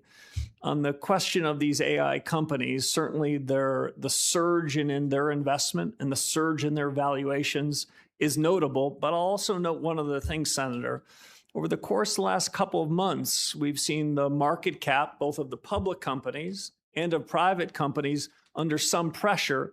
At the overall indices, we do seem to see a broadening out. Now, why is that? Because earnings now for the last several quarters more broadly are moving up. I don't want to suggest that that should give us any complacency, but what the Fed's looking for is economic strength to broaden and the inflation that we talked about earlier to become more narrow. Yeah. So Simple. I'd be worried about a massive economic slowdown. Worry is the fear of fake emotion You acting know, real. the impact of Using Wall the word Street or worry Main Street, and doesn't I'd be do worried anything, about Frank. job losses. Stock prices tumbling would mean Americans could not retire as planned. And I don't want to see taxpayers holding the bag should this AI bubble pop. I'm not against AI. AI is not going anywhere. Right. It has both promise and peril. I just want us to be thinking critically about this from all angles. Earlier this month, you announced a new task force to assess the effect of AI on productivity and jobs. The 3 individuals you chose for the task force are tech executives who have directly worked for or with AI labs, all 3 of them. Yes or no, will the Fed include anyone on this task force with an alternative viewpoint on AI? For example, anyone who represents the workers whose lives may be upended by increased It's not adoption of making any AI sense. tools and technology. These don't make sense. So, Senator, it's a fair question.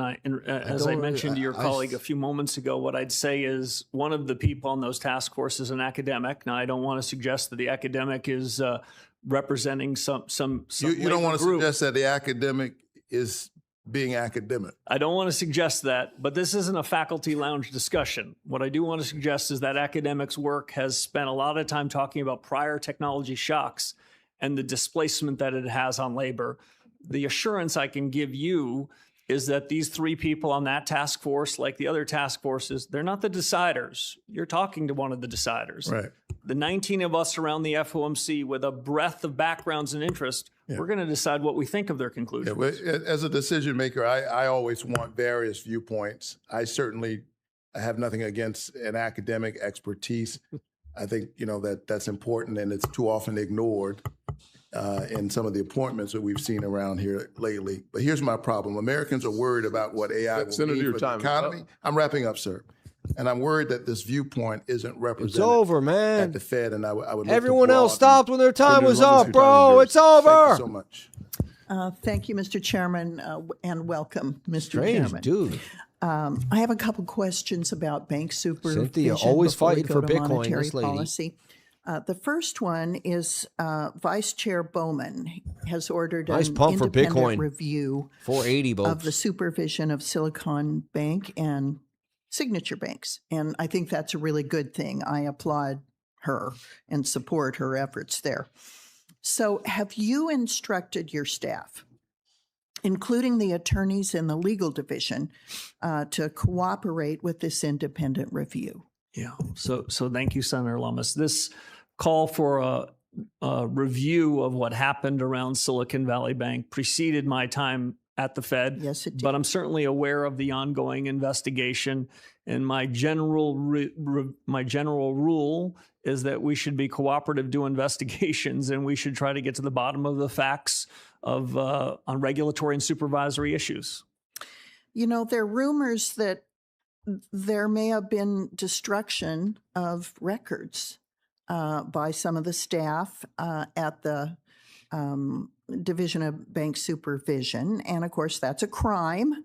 So if records relating to the supervision of these banks were intentionally deleted by staff before you were at the Fed, before you ever became chairman, will you order your staff to assist in recovery of these records and cooperate with law enforcement? Yeah, so I made a bold statement to one of your colleagues before that I was opposed to scams. I can make a bold statement I'm opposed to criminal activity. I have no reason to believe there's any criminal activity here. But I think we want to get to the bottom of an investigation. If there's an ongoing investigation and investigators generally want access to things, there's no reason why they shouldn't have access. Thank you. I want to turn to a proposed rule that is being considered and ask for your thoughts on the proposed rule. And it has to do with the Federal Reserve Board's payment accounts. Skinny master accounts is kind of a term that's used. My staff has told me that if a doctor submits statements to an insurance company, they have 2 choices. They can pay Why are we talking about 5% insurance? in bank fees or wait 90 heck to is going 120 on over days here, for a paper check. It seems to me that the Federal Reserve is really on to something by trying to join other countries that restrict access to the payment system to consumer-facing banks. We're the only major country in the world that restricts access to the payment system to the consumer-facing banks. So I think you're on the right track to expand the opportunities to serve consumers. And I'm curious about what your thoughts are about the proposal, how it's going, when you expect the rule to be finalized. Yeah. So as I understand it, this skinnier master account proposal's out for comment. It was sent out before I arrived, but I'm keenly interested in what the comments are. My mental model is that the critical infrastructure, the rails that the Fed runs, should be available to those that are applicable, that can comply with our rules and regulations. If I were to draw a hard distinction, this is a public good, and it's a public good that should be used by intermediaries. I don't want the public good to be used by consumers, by people that are on the front lines. But if financial institutions, new and old, want to comply with our regulations and take advantage of this public good, my general predilection is to encourage it. Well, I think that's admirable and important. So that's it's out for comment now. Do you anticipate finalizing sometime this year? I owe you a better answer on the timeline from here, and I pledge to give it to you. Thank you. Thank you. I share a concern that was expressed by my colleague, Mr. Haggerty, that monetary policy should enjoy the committee not having to be as transparent about its process.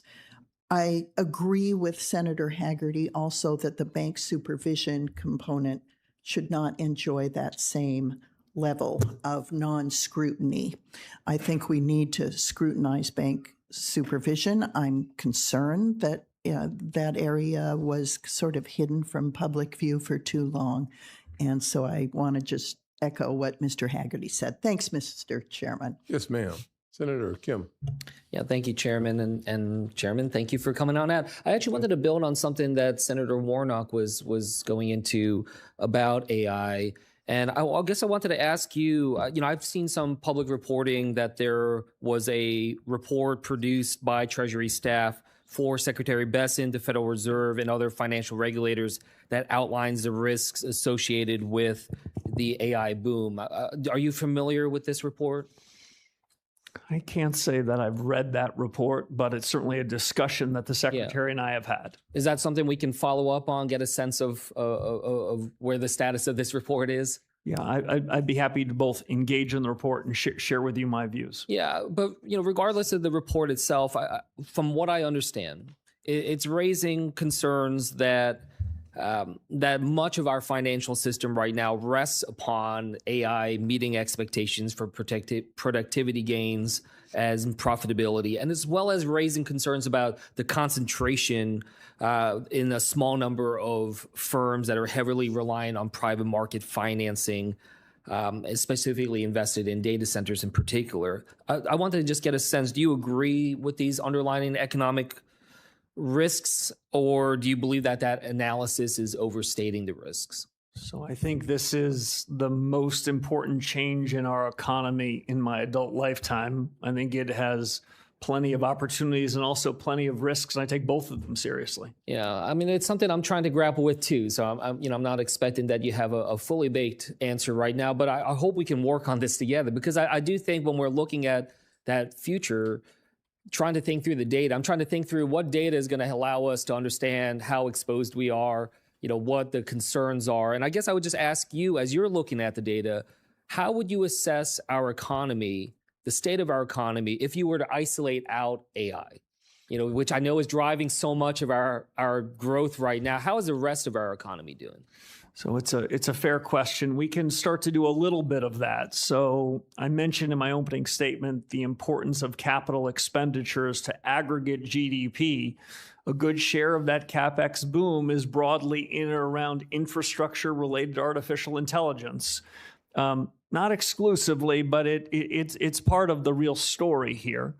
If I were to fast forward 12 months, whether these AI models continue to grow in their efficacy on some exponential curve or not, Most of this CapEx is going into things like data centers, new sources of energy.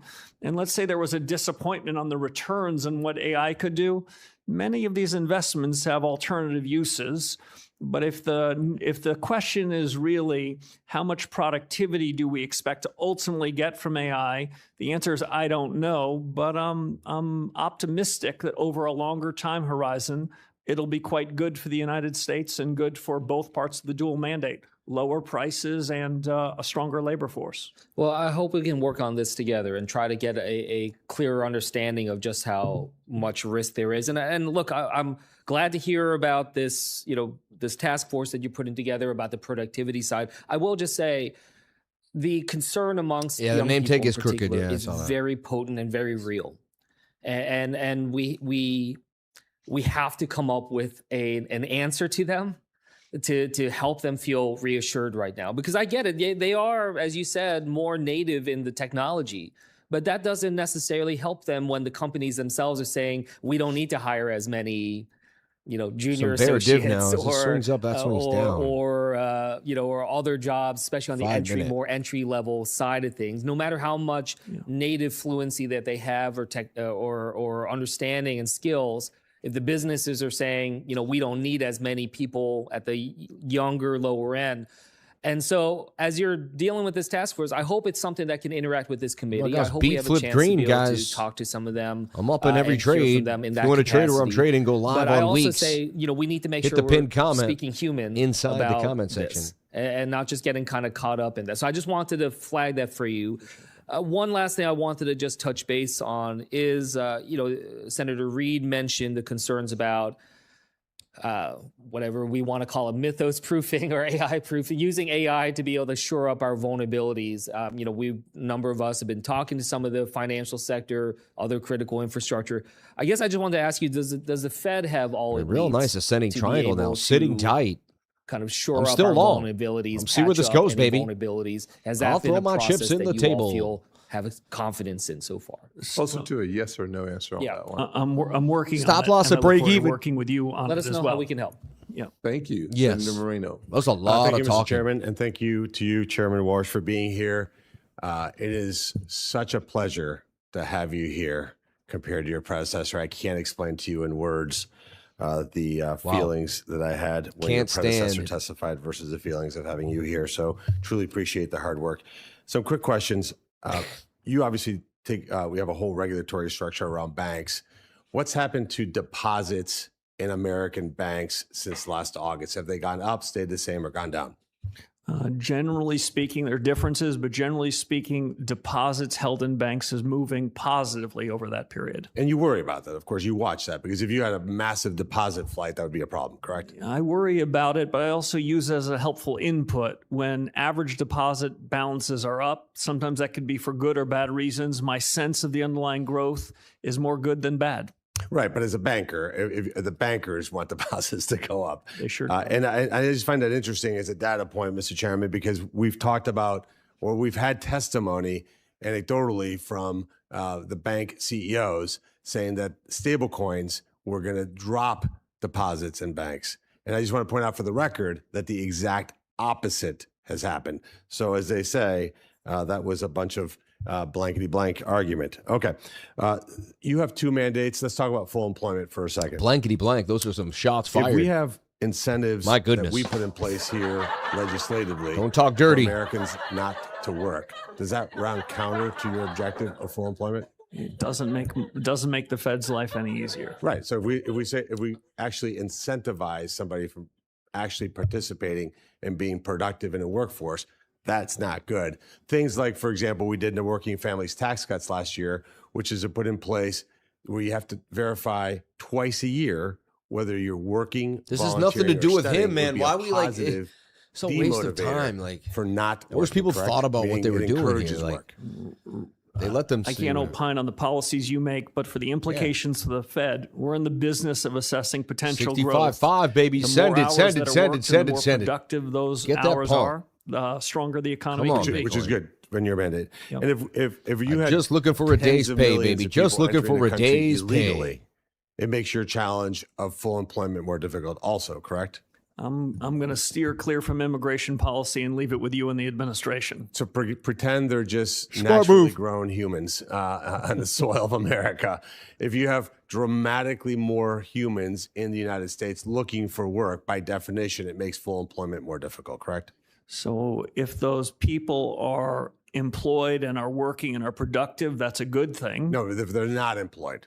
Well, that can be a challenge to one, if not both parts of our mandate. Okay, let's talk about data centers really quick. So if you felt, or the Federal Reserve felt, that data center investment was driving inflation, what is the tool that you could use to combat that?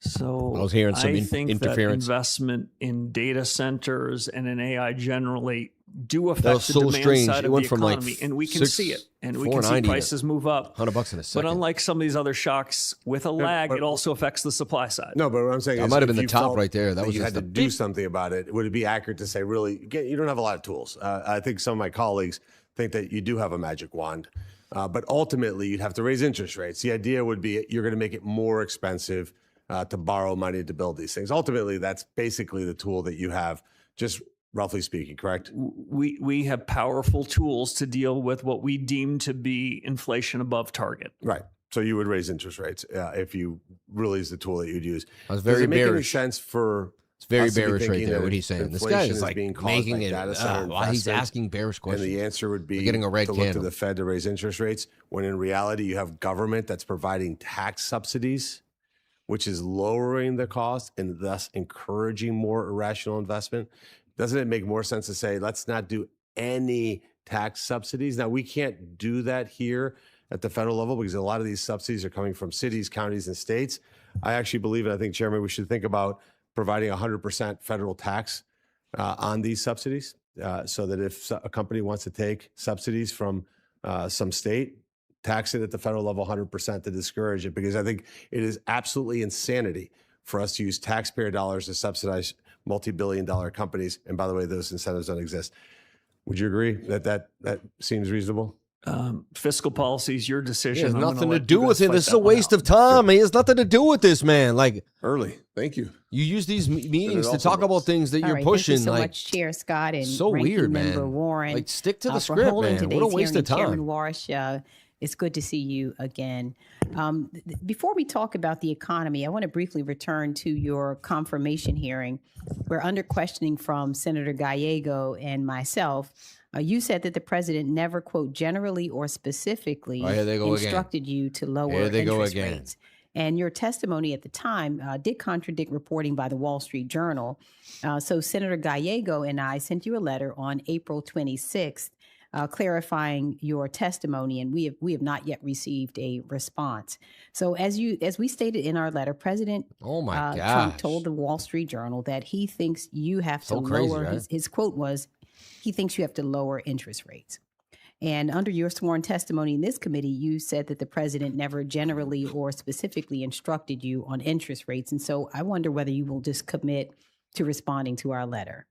Sure. I stand by every word that I said at my confirmation hearing, and now I have a 7-week track record subsequent to that, and you can judge not just my words but my actions. And I'm happy to continue the discussion with you about this topic if you think it's fruitful.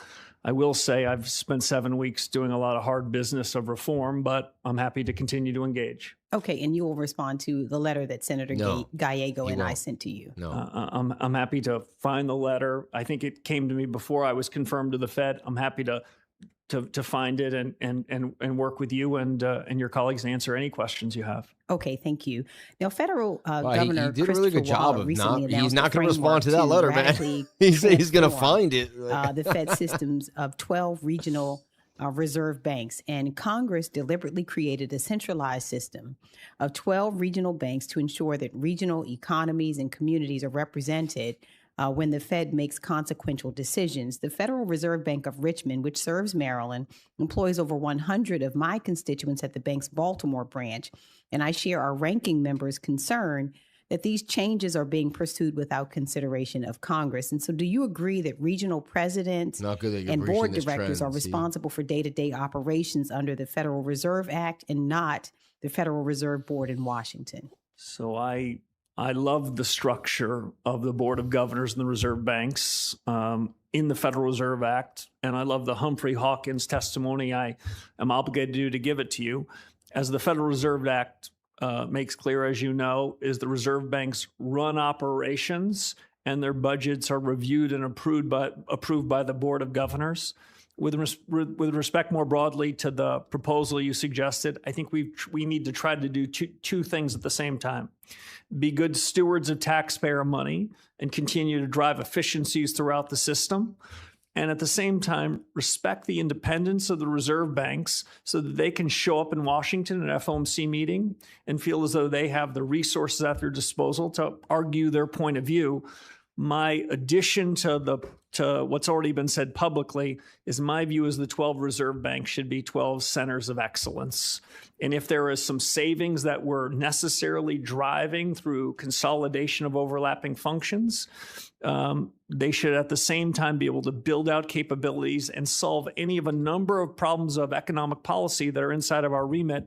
I've encouraged the 12 reserve banks to think about what they could do to have a center of excellence. So, Mr. Chair, your answer is yes, you do agree that the regional presidents and board directors are responsible for day-to-day operations under that act. I do believe that's subject to the oversight of the Board of Governors and the statute. Okay.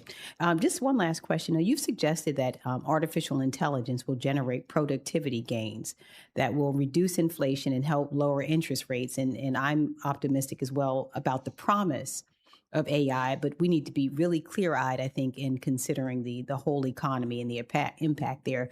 The Fed has two mandates, low inflation and maximum employment, and you've spoken often about AI's impact on prices and inflation, but inflation is still high. So it's important that the Fed also addresses the employment piece of this mandate, and just as urgently, the Fed should consider who benefits from AI. So some economic models for AI's economic effects foresee gigantic returns for capital holders, but stagnant wages and job losses for workers. So as it relates to AI, what specifically is the Fed doing, studying, or preparing for under your maximum employment mandate? Unreal. So I endorse both parts of the dual mandate, and I don't want to suggest that productivity and the AI wave only impacts one part of it. We've got no legislative orphans, and I think that the effect on the labor markets is real and something we're thinking long and hard about, short-term, medium-term, and long-term. Okay. Thank you. Senator Banks. Thank you, Mr. Chairman. Chairman Warsh, welcome back to the committee for the first time as the chairman of the Federal Reserve. I was proud to vote for your confirmation back in May, and it's great to have you come back. I understand we do this on the committee, Mr. Chairman, twice a year. I'm looking forward to continued dialogues with you and before this committee for many years to come. You're very familiar with my state, Indiana. We've talked about Indiana a great deal. There's no state in America that has a stronger manufacturing base than Indiana. Manufacturing jobs are the biggest share of our workforce in our state and accounts for about a quarter of our state's economy. For decades, though, policymakers here in Washington have turned a blind eye as foreign countries erode our manufacturing base and rely on artificially cheap labor. But under President Trump, we have a renewed focus on fighting back and protecting America's manufacturing edge. In addition to President Trump's tariffs, we are helping American companies compete against foreign competition by investing in new technologies that help American workers make better quality goods more efficiently than countries that rely on cheap labor. Mr. Chairman, business investment in the U.S. is surging right now. Fixed investment grew at a rate of 10.1% in the first quarter of 2026. Can you talk more about that and about how rising investment in new technologies like AI and robotics can strengthen America's competitive position against the rest of the world, especially when it comes to manufacturing? So thank you, Senator Banks. The CapEx surge is remarkable. This is a CapEx investment boom that the country hasn't seen in more than a generation. It is the seed corn for productivity and GDP improvement over the next decade. The way these waves typically go historically, which doesn't mean it has to happen this time, is a surge in CapEx with some lag leads to stronger economic potential, stronger growth, higher wages and more productivity. This surge is different. It's happened faster. It's probably going to be bigger, and it's accelerating in real time. The effect on the Fed's mandate is something we're taking very seriously. But I would far rather have a capital expenditure boom than have large corporate profits go back into share buybacks and dividends. Investing here is a good thing, and all other things being equal, it's going to have fruits for the American economy. Good. Later this year, bank regulators are expected to finalize new rules covering capital and stress testing. The Fed's new rules are a world away from the harmful Basel Endgame proposal that the Biden regulators tried to jam through, which would have hit working families in Indiana with a hidden tax on every mortgage and small business loan. But the transition still has to be handled well. These capital rules touch every part of a bank's planning.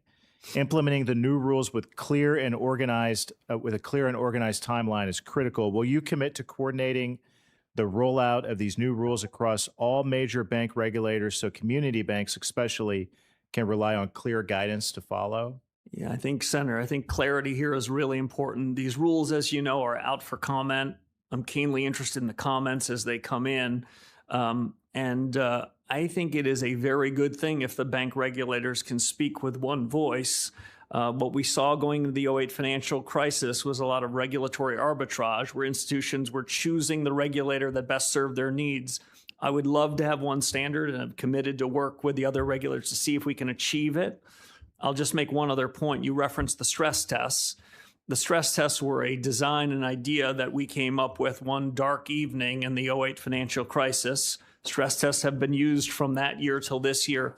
I'm open-minded to reforms around the stress tests, so the stress tests aren't merely a compliance exercise, but help reveal both to the regulator and institutions what would really happen under a series of stresses. Good. When you were here during the confirmation hearing, you and I talked about the China threat, something that you focused on for years. I know you're only 2 months into the job as chairman, but any updates or on how you can assess the threat that China poses to the dollar's role as the world's reserve economy? Didn't get any kind of pacing power. They are the fight over AI is one of a proxy fight between these two economies that are striving for significance and influence over the next decade. I think we are on the front end of those technologies, but I don't want to sound complacent about it. And like with all technologies, they can be used by friends or adversaries. And so if there's a subject upon which I've been focused related to this in my first 7 weeks is making sure the institutions we regulate and the Fed itself is aware of our vulnerabilities. And I still think we've got some work to do on that. Good. Thank you. I yield back. Senator Blunt Rochester. Thank you, Mr. Chairman, and thank you, Ranking Member Warren. It's good to see you, Chairman Walsh. I will tell you, I've been in and out of the room because I have 4 committees happening at the exact same time.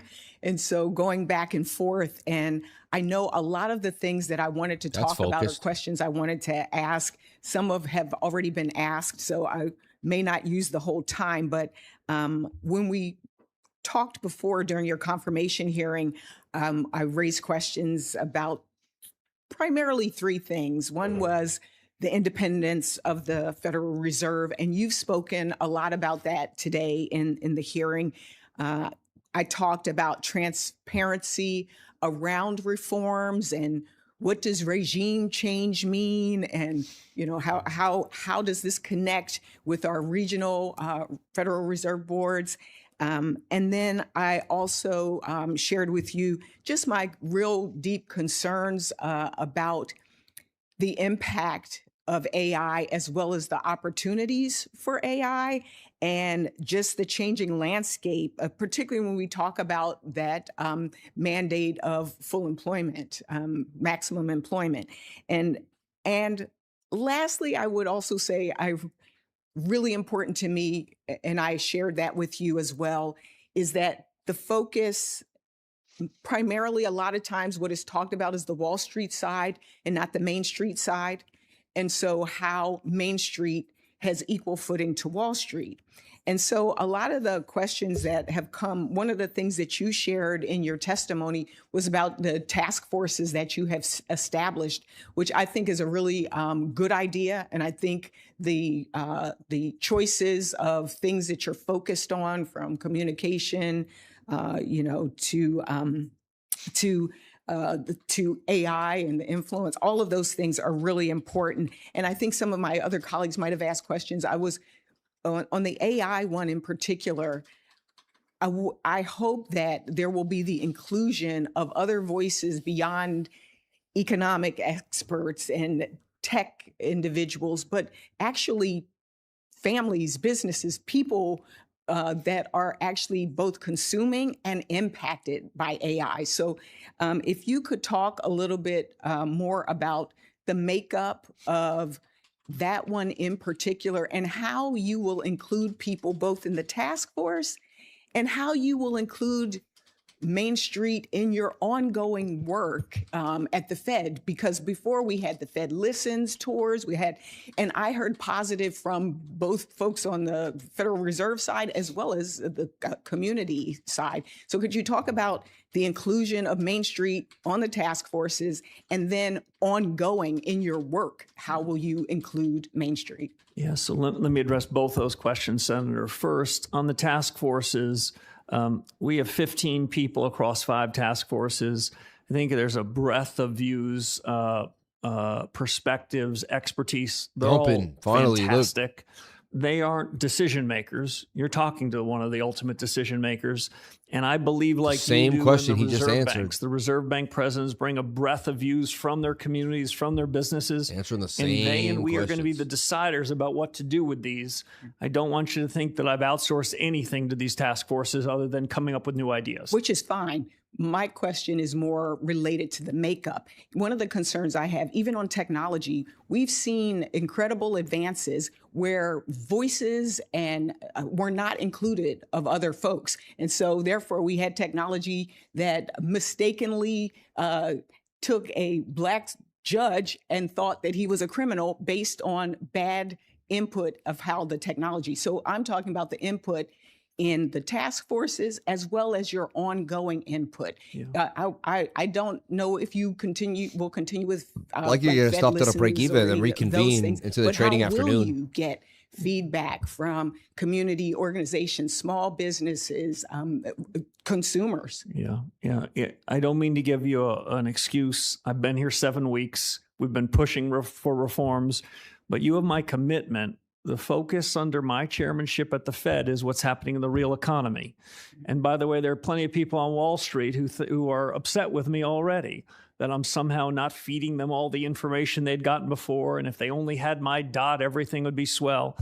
My message to them is play the ball, don't play the Fed. By that, I mean, figure out what's happening in the real economy, respond to data that's happening in the real economy, rather than somehow suggest that we're going to be focused on Wall Street. So you have my commitment to focus on Main Street because it matters mostly to our dual mandate. Well, I appreciate the time. I will also follow up with questions for the record, and also particularly on the data piece as well. And I yield back, Mr. Chairman. Thank you, ma'am. For senators who wish to submit questions for the hearing record, please do so by Wednesday, July 22nd. The chairman will have 45 days from that day to submit your responses to questions for the record. This has been a great hearing. Thank you. Well done so far, so good. We look forward to even more time that we could spend together. And I frankly believe that the American people will have their trust restored under your leadership as relates to the Federal Reserve. Thank you, Mr. Chairman. Absolutely. Cool, man. I'm just going to go over Bitcoin real quick, and then we're going to convene so you guys can have your day back. Shout out to everybody here on the live. One thing I want to do is bring the screen back, bring some music back on, get this going, not blow out your ears. Here we go. There we go. Okay. Fall songs. All right, so let's take a look here. Virtuals is on my radar. I like what's happening to virtuals on the 4-hour time frame. It's beginning to kind of make this consolidation. I'd like to see if it can come down hit the 21 there near the edge of the bottom of the pattern, get a bounce, and then continue further to the upside for virtual. So this is the one thing that I'm looking at, and we can get the pump there to like 74. That's the one thing that we're looking at, okay? So, and then let's take a look at BTC. Sad, looks like we may not win that trade, right? We have sit in it the whole time. With Rico, and lo and behold, several weeks later, that is Funny. Let's take a look here. So let's just do another top-down analysis. It's just the easiest way for my brain to clear what's happening. So we know we got support here at 57,000, 58,000. We know we look like an inverted head and shoulder, and so far the monthly looks like it's closing strong. 2-week chart looks good to me. We've been analyzing it each time, and it has bullish divergence. The weekly has bullish div too, and we want to see a close above the 200 moving average. 5-day chart has a bullish divergence right there too, and we just want to close above this high so we can solidify that we're really getting a bigger move back to the upside. 3-day chart as well has bull div here. We got to break this high to convince, ourselves and everything else that we're actually strong. We need the bulls to show us the strength by breaking through a key level. To me, this is a breakout. This has broken out. It just needs to continue. Want to close a green candle today. That's all we're kind of looking for. And here is the 4-hour time frame, which to me is just kind of stuck inside a bit of a flag. And I wouldn't be surprised if the flag just takes a little longer to play out. And then we come down a little bit more here back to the 21. Let's take a look at our 1 hour. A 1 hour similar idea. So we got our pump today out to 1 hour 21, but it just doesn't look sustainable. And I did say, that we have to look for one thing that could, this might turn into a head and shoulder and come back down inside the pattern. All right. And then we have this idea and this idea, we come back down. But anyway, one step at a time, we'll see what happens. Let's see if this can consolidate. 8 hours from now, we may have ourselves on a really nice trade. Monday night's been hot. Tuesday night's been hot. Let's see if we can get Wednesday night yet again. All right. And so that's what I would be looking for. I wouldn't be doing anything too crazy today. Looks like I'm going to get stopped out of that. Yeah, I was in that trade. That's going to get stopped out. Come on down. Actually looks a little bearish there. 5-minute as well, coming back down to the 200. I'd stay off all the time frames right now. Is it a dump?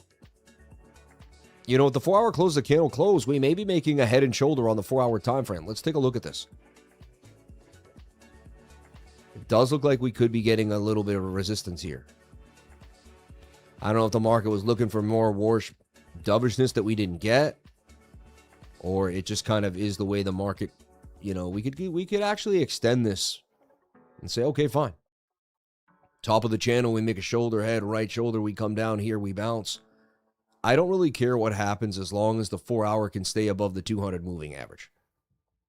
That's really the key for me and what we're really looking for, okay? I'll keep you guys up to date throughout the day. It's still not an amazing day to be in altcoins. Let's take a look at Beat before I jump on out of here. I'm still in Beat. The trade ain't the worst anymore. It's okay. We'll see. Adiera, right? And why I'm in Beat, it's just so sideways after, when it's had a lot of volatility. People seem to like this coin. And it's just super sideways right here. Look at this. 4-hour time frame looks amazing. I go to the 1 hour, and it's above the 200 on the 21. So Beat says that it could pump. I'm just going to sit there, and maybe it comes down and dolphin dips me. I don't know, but I'm willing to take a shot at Beat. So that's kind of where we sit, everybody. That's the trade that I'm looking at, and I'll scan through other altcoins throughout the day. S&P always hit the top. I see it going up and down here. Not a big deal. It just hit the top of the channel, right? Now it's going to come back down, go sideways for a couple more days before the bigger breakout. That's what I'm seeing, and anything could happen. Always have a stop loss and be careful, all right? So, yeah. Just watch out. We got Iran, Strait of Hormuz, all sorts of stuff happening. Just always be careful. One step at a time. Always use a stop loss and take it, one candle at a time. Like today, we made that 1 minute. It popped. You get out. Then you watch the sideways price action. I put my stop to break even. They can't get me. All right. Keep learning how to do proper risk management. Keep pushing. I'll see you guys tomorrow. God bless you all. Thank you so much for being here. Crypto lifers, may God bless you. And thank you from the bottom of my heart. Remember, the secret to success, it's getting started.